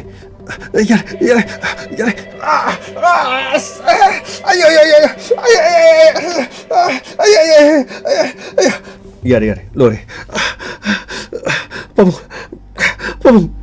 ai gi bukre kari no moi to su pabo Sanjit, nang nalanda boradi karisu kiru. Ai punamak ipathena gani. Sir, yamna nungai jari. Adongi sanupagi blood sample koi pujari. Karisu abirun da sir. Landa boradi karisu phathaba thoi da sir. Sana se hene kambir. Akoi tangai phadana case asigi dama lakchaba asigi dama sana ngapi. Aduga sir. Case asi da chenari ba miyo asi mangol jaw hariba miyo da. Ma kisu sample da soidena maki report amai koi da lana. Sir, madu pawbudi matam khachitang amina kichi sir.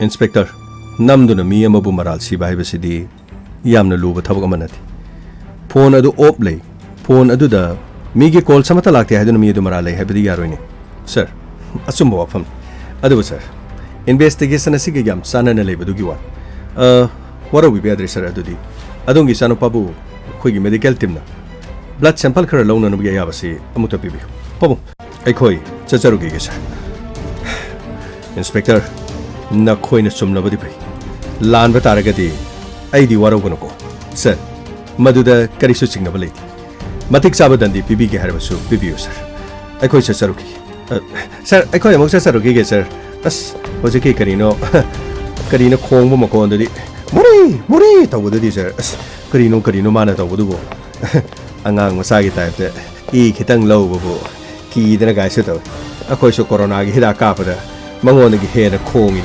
gamai sorry sir aseng ba chuma khangani sidagi di nungai re ko sidagi di kana I gi sample lak pada di makhoi gi sample du gi result lak matam du dani aseng ma khanga dor bese sidagi di kana na kabu karoi bo oibno kana na hingsa ye tambo oibno kana na bet oibno kana na hero oibna ba so puna ma khangani nungai jere ko sir sidagi di aseng ma khangani ko sir gamai report adu khaktangai yam nungai re sir sidagi di asumba khangani waten futa ge khangani ko adu ga ba gi hida ka pa do ji khong bo do adu mai na khongan ge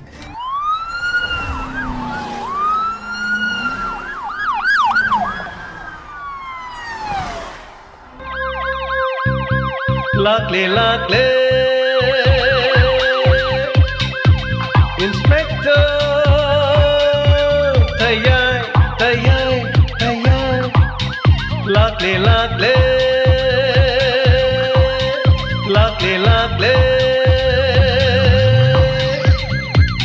Inspector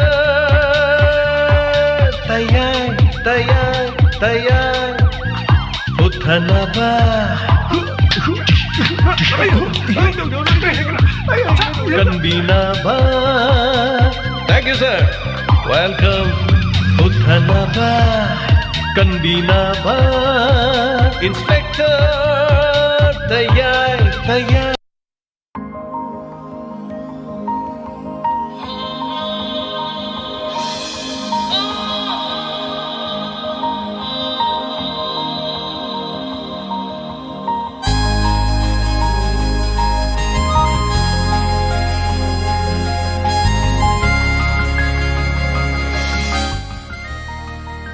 Hanana thaga charinga segi inspector TAYAI changa gong batare chuba tangkak tabiri basing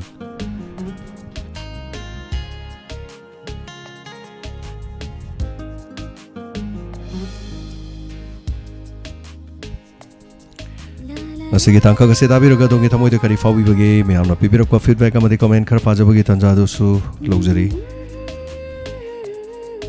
loina nang asigi birthday tari basing da yam yafa mangol peminasi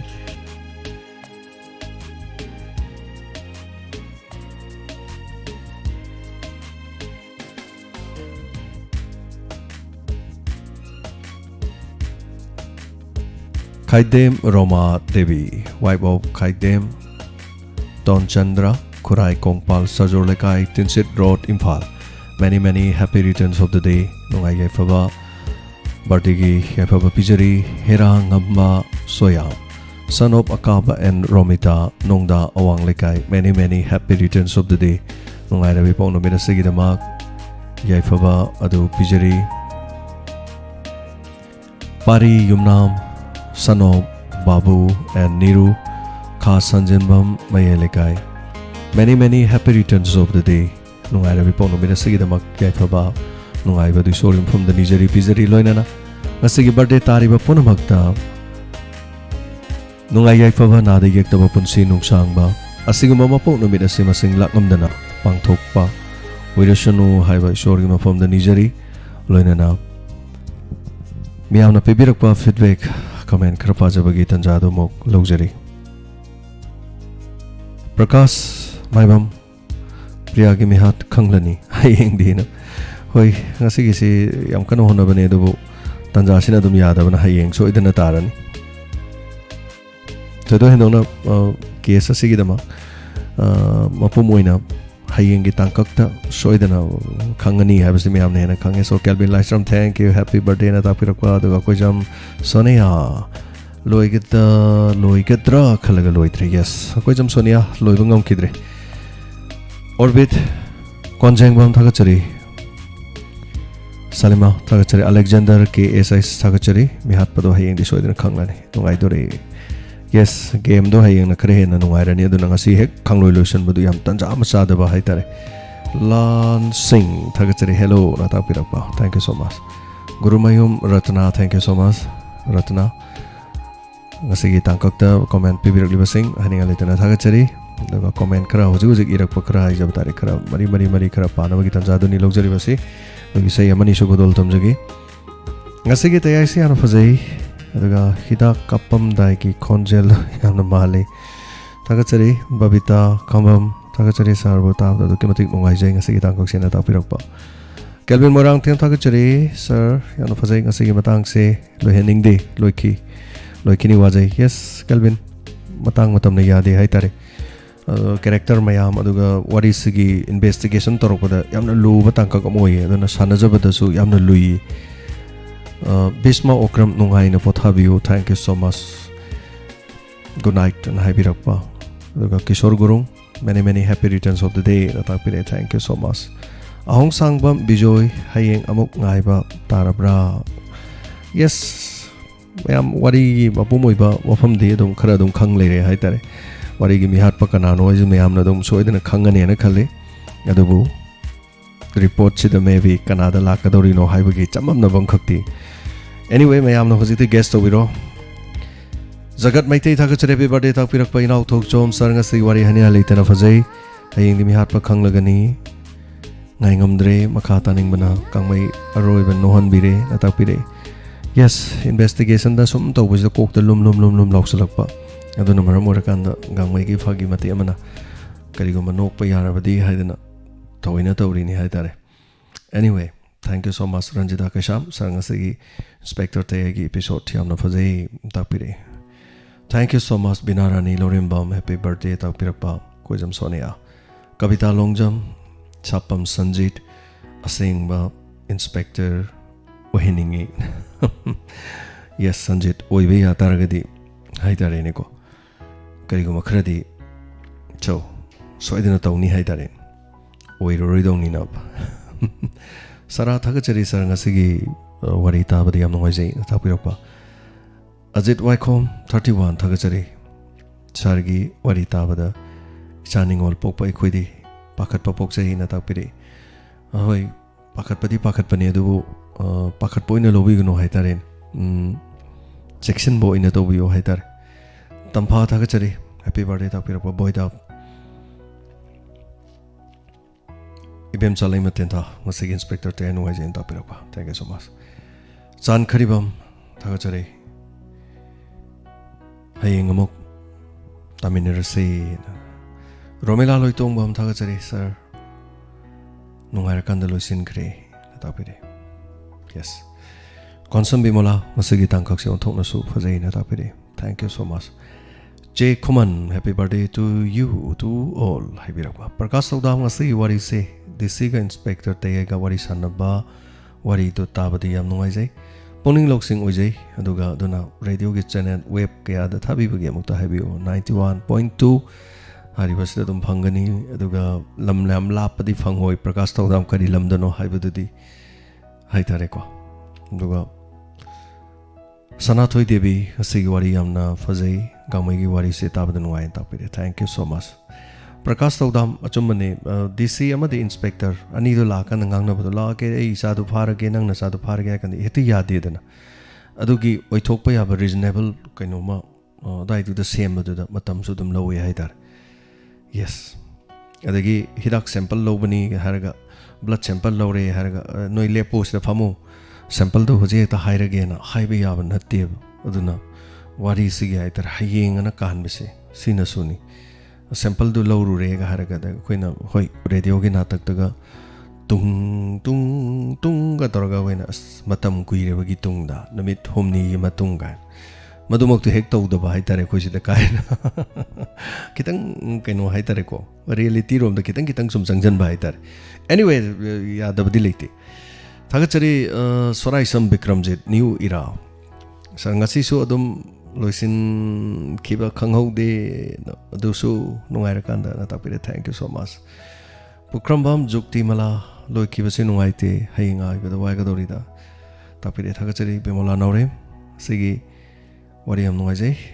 ahu ba leibana sakna loi kren tapire thagachari madam message ibadane ten ibase ai kram kan pa ba de hek soi aduna message ten na wahi je irakpada aina khangdaba yarakanda ifat heta kan gi basu yawi aduna wahi chumna irakpa or aina khangnaba irakpada paba nungai kaisu kaite loina mak nati marak marak ta samne harakpada haitare aho ba de leiba dai do sak na kan nai sak kan hai doira sak na ngaktang ngawi haitare ko thagachari madam Roni bala okram loirami TAYAI show tapire yes Matum lang limbi sarwari yamna fazai Sanjit ena lorum bado lorum dai tu kari haino Sanjit na I lorum dai tu Sirins ki bagi natte tapire anyway so thagachari topa maton sar priya gi wari matang se yamna fazai sar thagachari tapire hoi thagachari topa maton wari di loi kini amok wari amamuk lakani wari amamuk sagat pase hekta loi hai yamna wai hai tare Rakesh thoksom kari gi bitte unegi masi loi bi heti yada bani aduga adum wari de dum khanga de dum loi de na dum khan bi rasu dum yai kasu laiti don't be serious kari be patient oi biu ngai ngam da ba madi khangam da ba to bi ganu when I'm Jackson thakachari wari lution dabana tumbe yadre dubu thanks na tapire bigyarani sagol chem thakachari haying di soidana sengba khangani tapire daina khorakpam happy birthday to all yes thank you so much salima ibem chaning thokjam sir nungai kan da loikre mihat pa khangani khalubani na tapire yes wari de dum khangi kaino wari hojik sida mayamna sidehena lamjan bangam drati loire dana wari tarakpagi ko adum taste kana lakadage Ronan Vision HD happy birthday tapire so lansing thakachari okram tombi wakalo nangak pani khudimak wat pe audience tapire so thank you so much kangujam santi thaudam asa kumar rosita yendrembam gangmai sian kinoi gangmai sibai matang di yaudri Se kuman thagachari Roni bala okram tamo makok tagi tagi atheng basi yaw basungom ngamde yes Roni bala tabi usoidana Chinglen irengbam TAYAI bu thagachari tabda nungai jai tapirko Pinarani lorembam thagachari so thank you so much warigi tanja pungpam haitare ko dunani nawbo wahengbam wari se poloi hayeng dangai khangadaba title song du tajaning Kishor Gurung thagachari punama so haujiti sei amatang godol tamjage tabiri ba mayam punamakta ngasi nomani ni tabada phangdrabai sei ama yaning hulakli godol tamjari tabiri ba singda setyani ubangi mayekta saksaki bai sei yaning hulakli Vinod Kumar Sharma music oiba ai samaki khonjel damadi tionda Tabirus Yening hulakle aigi thamoisne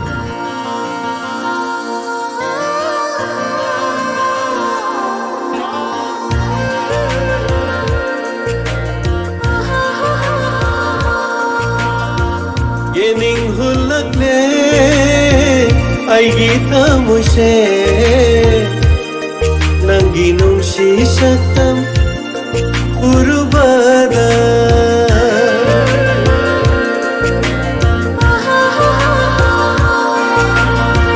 Yening hulakle aigi tamuse nangi nungsi satam urubada tapthaba ngamlaktare aigi pukning se athaba ngamlaktare aigi wakhal se nangi satamna yakai hallare nangi satamna yakai hallare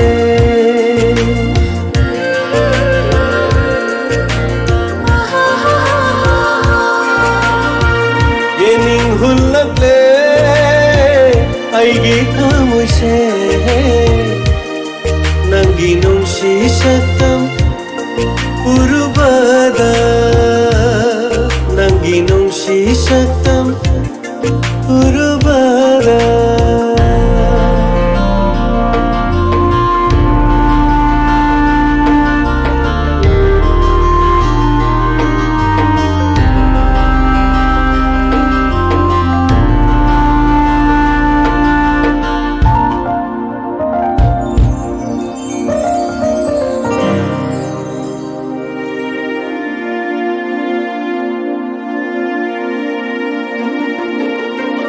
ꯈꯪꯂꯝꯗꯕ ꯅꯨꯡꯁꯤꯕ ꯈꯪꯍꯜꯂꯦ ꯅꯪꯅ ꯎꯔꯨꯕ ꯌꯦꯡꯂꯨꯕꯗ ꯅꯪꯒꯤ ꯁꯨꯝꯍꯠꯄ ꯁꯛꯇꯝ ꯑꯩꯒꯤ ꯇꯥꯑꯣꯏꯅꯤꯡꯕꯅ ꯍꯝꯕꯟꯕꯁꯨ ꯍꯩꯔꯛꯂꯦ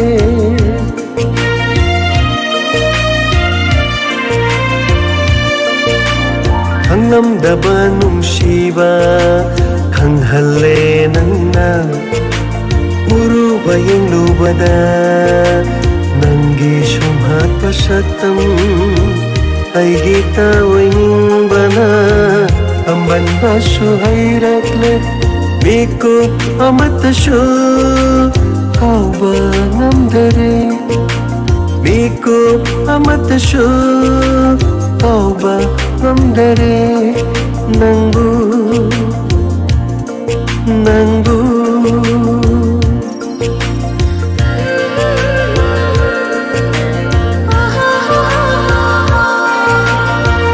예닝 훌락래 아이기 타무세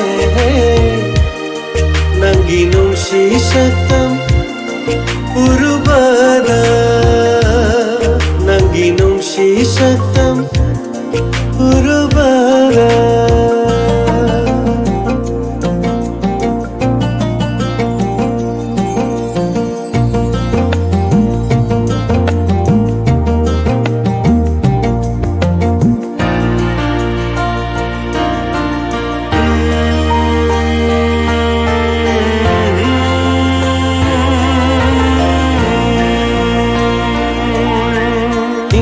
Pamalang sahunga umlakpada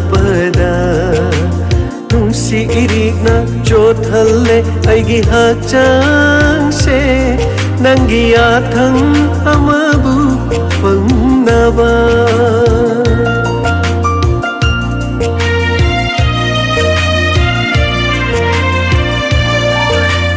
Ingla pamalang sahunga umlakpada si irig na jothalle aigi hakchang se nanggiyathang amabu pangnaba amoy isi thoktuna pirage nafamda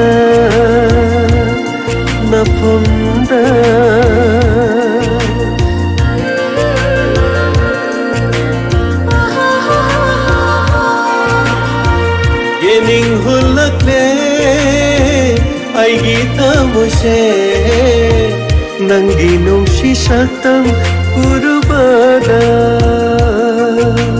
Tapthaba ngamlaktare aigi pukningse Pathaba ngamlaktare aigi wakhalse Nanggi saktam na yakai hallare Nanggi saktam na yakai hallare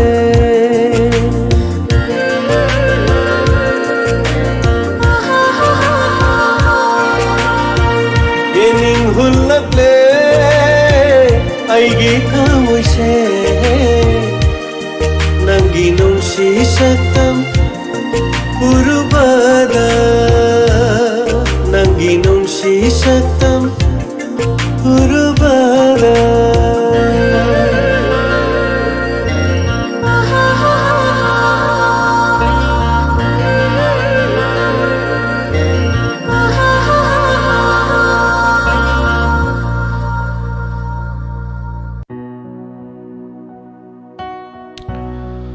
Thagachari Hanana.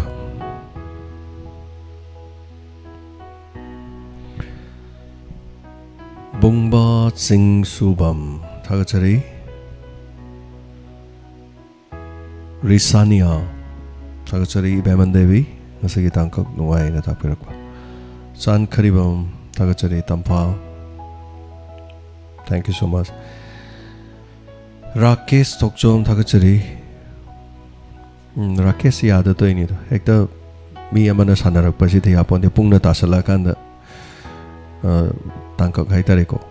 Me hamna loi de bagi amoro we am yawe ngasi.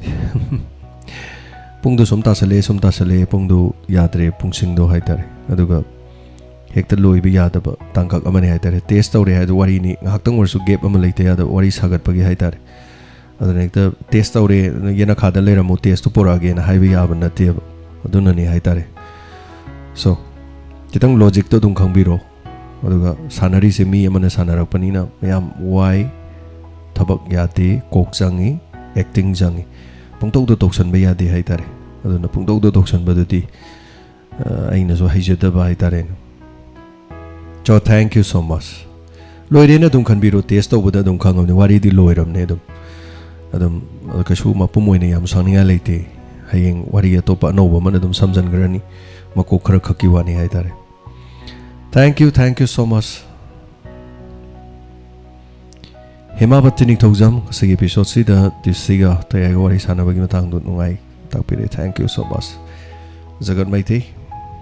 Thank you. Ayam ngasi ngai ngam da yam nyauri haitare. Hayeng jingai bunga moi do.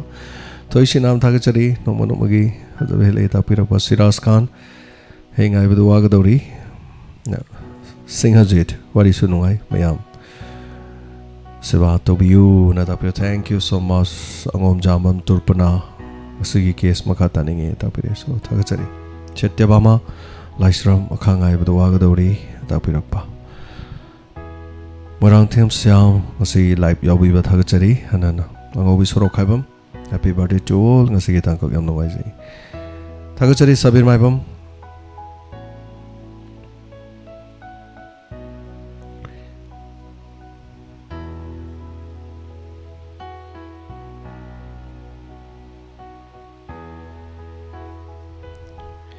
Hayeng di numit ngai bu waga dor Kishore tapirak.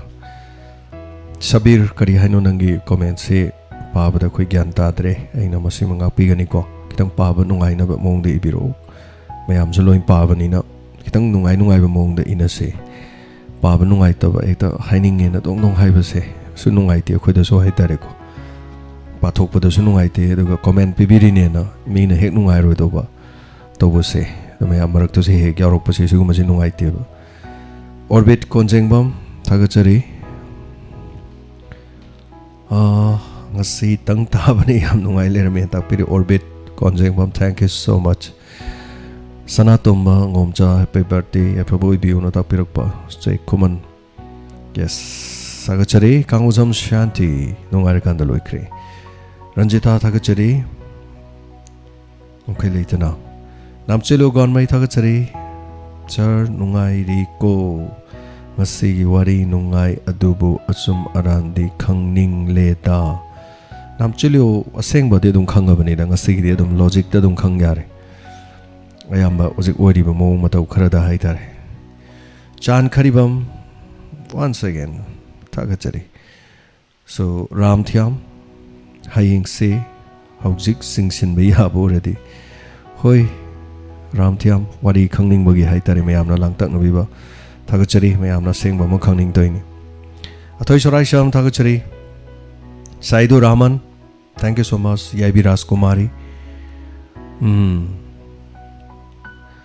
adum pakong di dum challe dan phong ye dan mayam ang na phong ma bani dum chumbani test to boda kiwa antak piri do Angelina thokchom segi part se targa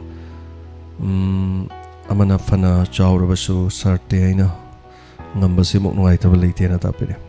Anyway hiram khara da haitere macha dun lamani mamang da dong lai bo wapam dun chen be yada ba haitar. Thank you so much thagachari sai mamu khodol tamjoge Benas. Thank you Benas. Come on Beman Devi Salima comment ya mibire loina mak pabadi ngamjade waro bibe ade ai chap level la thamini ai tare amuk chen khar kharadi ai odoini waro bibe ade loina mak ki paba ngamjade kharasu so mathang damuk sema khudol tamjagi Rishania, thank you so much. Mitchum Pam, Sanjit Kari Kamdogadagi Kangna. Tajabane Dubu, Silo Shin Kidre. Let's wait tomorrow, yes. Matum Langlemi, Tagachari Punamak, Warangtim Sham, Konsum Bimola, Chanjanbam, Inaubi sing. Thank you, thank you. Mayam Punamak Nuksibi Nang Ibiba, Kambini Wanani Haitare, Nanaina, Matik Sajadamna, Luisan Mangam Zakidre, Waro Bibiade. Hekta mong ngamdaba ay tare pung minute ni fu mga dialogue hekta iraga hekta londa ba ay darak pa ise aray ba di ojada ba ay tare ni ko aduna yada to ni aduna mai se yada to rini na kharasu let's forgive and forget madugi na mag paisa changdong na te ay tare ngak pi ba hay biu nung si biu ngasi di say nahan makita da ba say matang kudol tam sake aina nung si jabi aina sakpaduda aina nung si jaba Mandakini ta kalamam na sakpaisay ay sama ke tiyanda mati konjel de kudol tamjari aina nungsi jaba nupigi konjel dani Vinod Kumar Sharma na music koi bisay tabiri ba pumna makta kathokchari aina nungsi jaba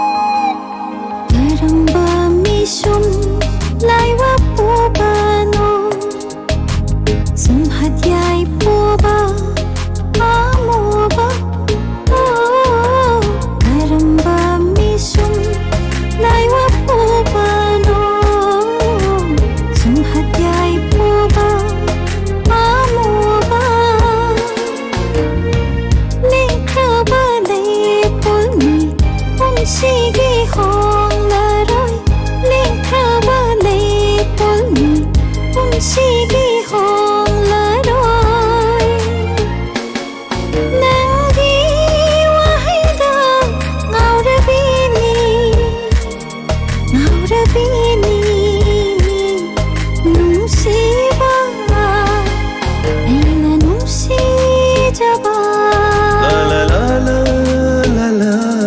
ꯑꯩꯅ ꯈꯣꯏꯗꯥꯖꯕ La la la la la la. ꯑꯩꯅ ꯅꯨꯡꯁꯤꯖꯕ ꯑꯩꯅ ꯈꯣꯏꯗꯥꯖꯕ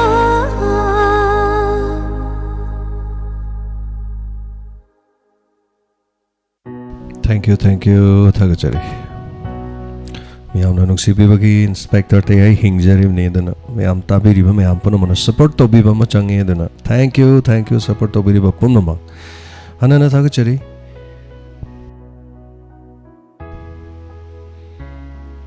Yai fabi chanu Thagachari say nuai tapiba orbit konjengbam thank you so much. Veman Devi Warau Desar Adukwana what is it Warak Nabona Biduna Tapirupa Veman Devi Asai Dum I Ming it a Panjarico Warau Viad I Puk Hogolok Pagaitar Mayam Natopa Topo Wakalam Kalamane Ain Kali Wakanjinakai Narangis Mind Ograva Undonas Mind Ograva and the gay Prianas Mina Lagrava Mabungdus Mina Torovan They were in Colombo, Paiduini. Mayam gida topo kalam ganeb, I give you cooks. As I horen gis wadenaba, Moxina Moxmaitoba, Manasi, Hayanba, Si Lahanba, some the Smaitoba. It took a day nevermo, say Colomb, and Haki Sangbada. I think Halegamo, Mayam say, Lakadoni dum diamond, Nuxi Biba, Mayam family, Mayam La Ayamna. Quento Zerita Boxe Haitarico. Tongatongan Mofondagi. Rapadigisulai, and Apadigisulai, Mulak idoini ba khoina maraksida mung haktang mayam la ido wari mung sana jadoini nong susung lep lepte nong maraksida dom la e mayam nuksibi ba mayam andagi nong goi dagi sula e asi sulam lap na haitare chop family mayam matang made wari samu idoini ba khoreng hak leba mu idoini wari mayam do paring do thamma kanda magi matang manau do tawdoini ba hekta phammaga microphone do par kheda pangtau do toksun be yada ba haitare yam lu ba haitare Aingonda di ko migi di khangdi. Anyway, thank you so much. Mada minute ni fu tarok pase. Ko kai sing ngorok pa. Adagi taiksan lu yada dana ko. Madu sudum yauda ba natte waris. Masini thank na ri bo afam sing se. Aduga khara lui aduga khara nungai ba di kari no hai kanda. Lila hongal leira ba. Ador ain ayu ngata hogalaga. Phammaga cha itho oge hekta Loi the minute kuntra ka mari manga to orju thamamba ngasi sungso isoi tena bana thamamba do iten tena thamamba no mito matha sa bakra pai ai tare ado jo teman garadi horen mine kari haini khallo bodo ko so thank you so much khwai braja chawari sanabana sargi pamba sing amna fazai ta pide thank you so much singlen irengbam tayai gi sai diam ngai jai pungning thagachri Nuksibiba mayam aduga nahan magai ta da baisai matanga aroi boina kudol tamjage yes set song amana mo aroi bo lore so punamakta dedicate tawjari tayai aduga tamha punna tumina chelaga sakhi baisai koirau narabi misna thajabangam jabi maitho kudol tamjari ai samaki mai ekta Vinod Kumar Sharma na music go baisai ni kudol tamjari koirau narabi misna Koirau narabi misna Thajabungam jabi maitho Koirau narabi misna Thajabungam jabi maitho Kayada ningthi jariba Kayada ningthi jariba Koirau narabi misna Thajabungam jabi maitho Koirau narabi misna Thajabungam jabi maitho Kayada ningthi jariba Kayada ningthi jariba Laklo ne nangbu aige inaksida Laklo ne nangbu aige inaksida Momo noklo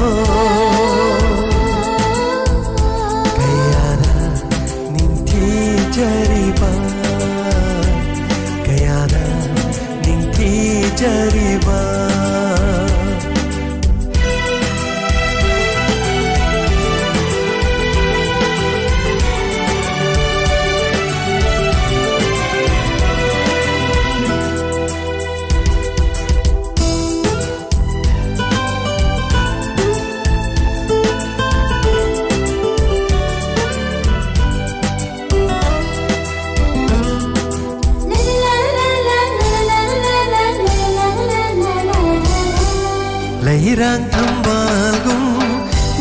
jabi mai thong angang balai rangum tangang la chimba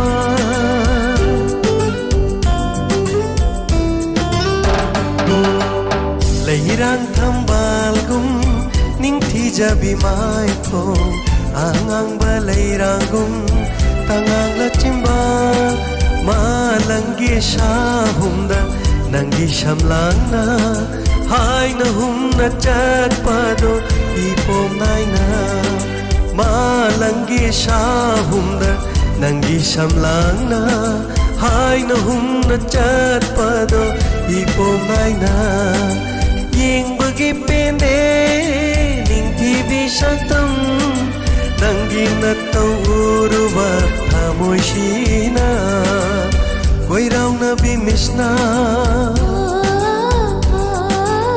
jabungam jabi mai tho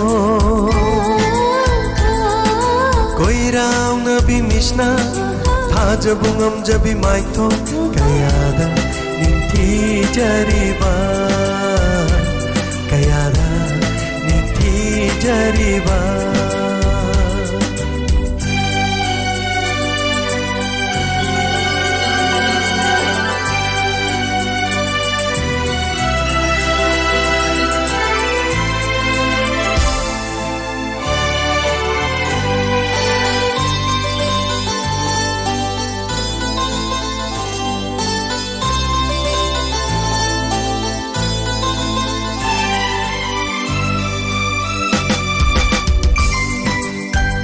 Jabase yabiradi aigi punsi she kathok sage na phamda punsi chupa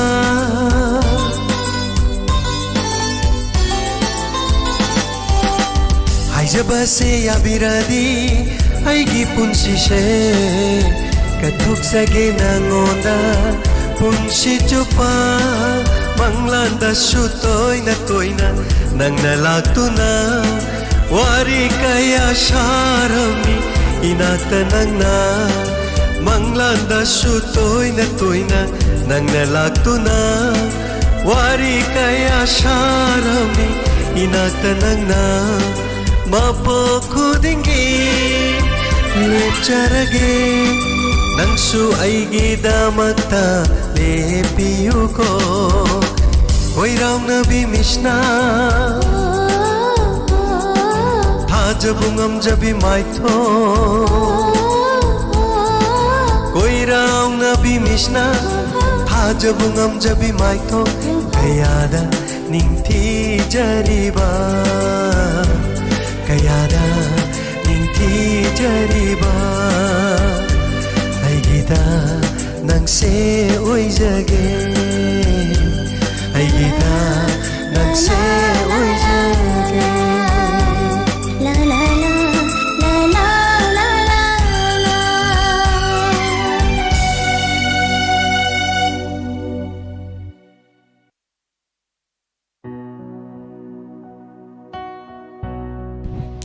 Thank you so much.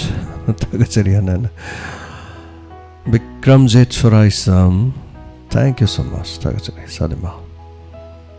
Bemi Laimayum. Tagachari 10 Kramatam Kayada. Pazana Iduna.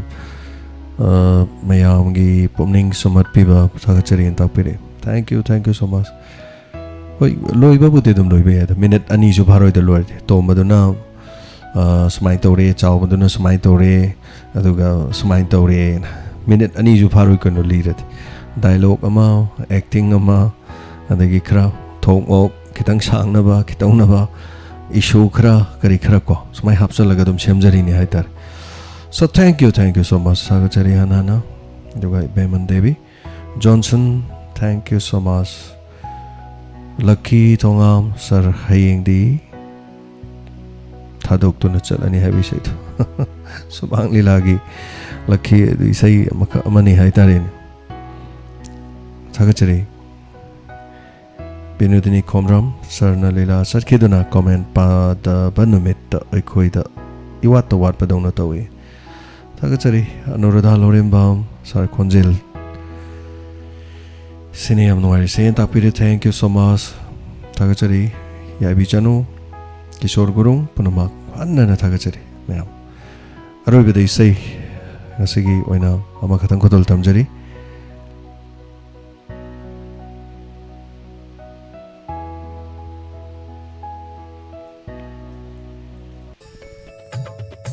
ꯅꯪꯒꯤ ꯋꯥꯍꯩ ꯀꯌꯥꯅ ꯂꯩꯍꯧꯔꯦ ꯉꯁꯤꯗꯤ ꯊꯃꯣꯏꯅꯨꯡꯗ ꯀꯥꯎꯕ ꯉꯝꯗꯅ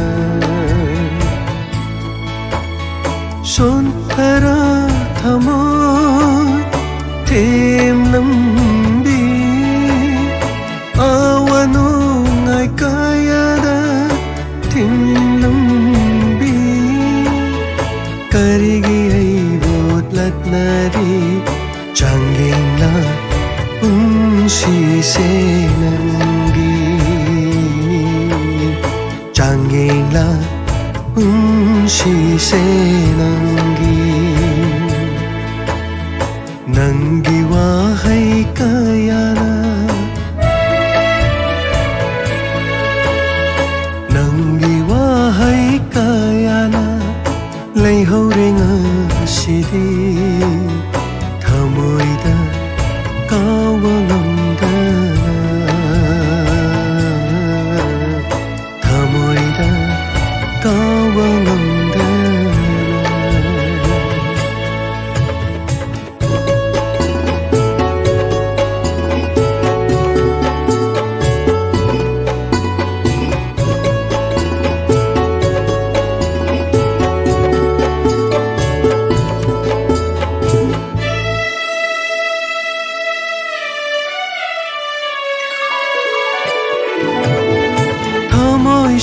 ꯉꯝꯗꯦ ꯊꯦꯝꯖꯤꯟꯕ ꯃꯈꯣꯜ ꯊꯣꯛꯅ ꯀꯞꯂꯔꯦ ꯉꯁꯤꯗꯤ ꯊꯃꯣꯏꯁꯦ ꯉꯝꯗꯦ ꯊꯦꯝꯖꯤꯟꯕ ꯃꯈꯣꯜ ꯊꯣꯛꯅ ꯀꯞꯂꯔꯦ ꯉꯁꯤꯗꯤ ꯂꯥꯞꯈ꯭ꯔꯕꯤ ꯅꯪꯕꯨ ꯅꯤꯡꯁꯤꯡ ꯅꯤꯡꯁꯤꯡꯅ ꯂꯥꯞꯈ꯭ꯔꯕꯤ ꯅꯪꯕꯨ ꯅꯤꯡꯁꯤꯡ ꯅꯤꯡꯁꯤꯡꯅ ꯂꯩꯍꯧꯔꯦ ꯑꯩꯗꯤ ꯏꯗꯣ ꯀꯪꯂꯕ ꯄꯥꯝꯕꯤꯒꯨꯝ ꯀꯪꯂꯕ ꯄꯥꯝꯕꯤꯒꯨꯝ ꯅꯪꯒꯤ ꯋꯥꯍꯩ ꯀꯌꯥꯅ ꯂꯩꯍꯧꯔꯦ ꯉꯁꯤꯗꯤ ꯊꯃꯣꯏꯗ ꯀꯥꯎꯕ ꯉꯝꯗꯅ ꯊꯃꯣꯏꯗ ꯀꯥꯎꯕ ꯉꯝꯗꯅ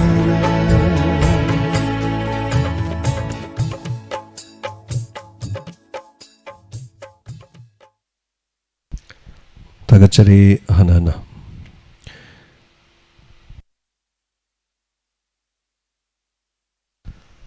ꯖꯅꯃꯤꯛ ꯁꯅꯥꯅ ꯏꯕꯤꯈꯤꯕ ꯃꯌꯦꯛ ꯑꯗꯨꯒ ꯂꯣꯏꯁꯤꯟꯗ꯭ꯔꯤꯕ ꯏꯁꯩ ꯂꯣꯏꯁꯤꯟꯗ꯭ꯔꯤꯉꯩꯗ ꯃꯜꯂꯦ ꯍꯥꯏꯇꯥꯔꯦ ꯑꯗꯣ ꯏꯁꯩꯁꯤ ꯁꯣꯏꯗꯅ ꯂꯣꯏꯖꯒꯅꯤ ꯑꯗꯨꯒ ꯍꯟꯗꯛꯀꯤ ꯂꯥꯛꯀꯗꯕ ꯖꯨꯂꯥꯏ ꯊꯥꯗꯗꯤ ꯏꯁꯩꯁꯦ ꯁꯣꯏꯗꯅ ꯂꯣꯏꯔꯒ ꯃꯌꯥꯝꯅ ꯈꯨꯠꯁꯤꯟꯅꯖꯒꯦ ꯅꯨꯡꯁꯤꯕꯤꯕ ꯁꯦꯠ ꯁꯣꯡꯕꯨ ꯅꯨꯡꯁꯤꯕꯤꯕ ꯄꯥꯝꯕꯤꯕ ꯈꯣꯏꯗꯥꯕꯤꯕ ꯍꯥꯏꯖꯕ ꯇꯥꯔꯦ Thank you so much Hanana Punavati Devi Bimala Naurim once again Inau Tukjom Thank you Kabir Salima Kishore Gurung Thagachari Orbit Ipeman Devi Sayam Pazai Tapirapa Thank you so much Pazidra Sumayam Pazai Yaredi Thagachari Sir Thank you so much Ngarang di Shabir Maibam Tamo Haying Amuk Nanau Ngasi di good night Yes Sabir Koi positive khara oise haitare Punsi je negative oi bandana Negative oi man majo patte haitare ko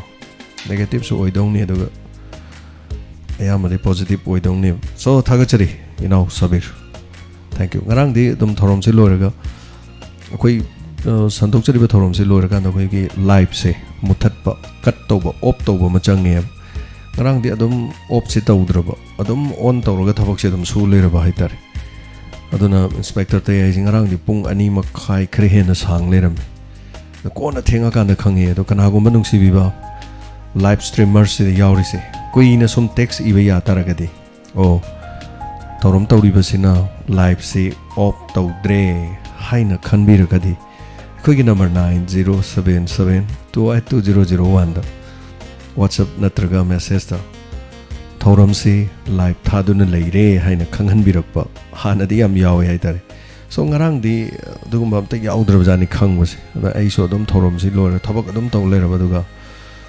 ꯂꯥꯏꯚꯁꯦ ꯑꯗꯨꯝ ꯊꯥꯕꯗ ꯄꯨꯡ 2:30 ꯈꯔ help ꯇꯧꯔ live ꯊꯥ ꯂꯩꯔꯤ ꯃꯌꯥꯝꯅꯗꯤ sound ꯃꯈꯣꯟ ꯊꯣꯛꯇ꯭ꯔꯦ ꯑꯗꯨ ꯇꯧꯗ꯭ꯔꯦꯅ ꯀꯃꯦꯟ ꯄꯤꯔꯝꯕꯁꯨ ꯌꯥꯎꯋꯦ ꯁꯣ ꯃꯌꯥꯝ ꯑꯩꯈꯣꯏꯅ ꯍꯦꯛ ꯀꯥꯎꯕ ꯌꯥꯎꯔꯁꯨ ꯍꯥꯏꯕꯤꯔꯛꯄꯁꯤꯡ ꯌꯥꯝ ꯅꯨꯡꯉꯥꯏꯖꯩ ꯑꯗ ꯌꯥꯝ ꯀꯨꯏꯅ ꯃꯦꯁꯦꯖꯁꯦ ꯁꯨꯝ ꯏꯕ ꯌꯥꯕ ꯂꯩꯕ ꯇꯥꯔꯒꯗꯤ ꯃꯗꯨ ꯑꯩꯈꯣꯏꯅ ꯁꯣꯝꯗ ꯂꯥꯏꯚ ꯃꯨꯠꯊꯠꯂꯛꯇꯕꯩꯅꯦꯕ ꯁꯣ ꯃꯁꯤꯃꯇꯪ ꯃꯌꯥꯝꯗ ꯅꯣꯂꯦꯖ ꯇꯧꯖꯔꯤ ꯑꯗꯨ ꯉꯔꯥꯡꯗꯤ ꯑꯗꯨꯝ ꯊꯥꯔ ꯂꯩꯔꯦ ꯂꯥꯏꯚꯁꯦ ꯑꯍꯤꯡ ꯆꯨꯞꯄ ꯍꯥꯏꯇꯥꯔꯦ ꯑꯗꯨ ꯑꯣꯏꯔꯒꯗꯤ ꯏꯟꯁꯄꯦꯛꯇꯔ ꯇꯌꯥꯏꯗ ꯄꯨꯡ 2:30 ꯁꯥꯡꯉꯗꯤ ꯁ꯭ꯇꯥꯔꯠ ꯇꯨ ꯑꯦꯟ ꯍꯧꯕꯗꯒꯤ ꯂꯣꯏꯕ ꯐꯥꯎꯕ ꯇꯥꯕꯤꯅꯕ ꯂꯩꯇ꯭ꯔꯒꯗꯤ ꯊꯧꯔꯝꯗꯨ ꯀꯔꯤꯝꯇ ꯀꯥꯟꯅꯗꯦꯕ So thank you so much thagajari punamak khoimu FM lucky program pahudabasing punamak subchanjaraga kai khomnajari thorom losinjabagi aba logjage sigidi nunggi murti khongjadre hayeng soidana amuk khongjage so section na lebiyo ngase tekta kaidana leiriba sigomna mayam hayeng so tekta kaidana thengna minasui asigi damakta di tabiriba punamak pui kai khomnajabaga loinana punamak khurumjari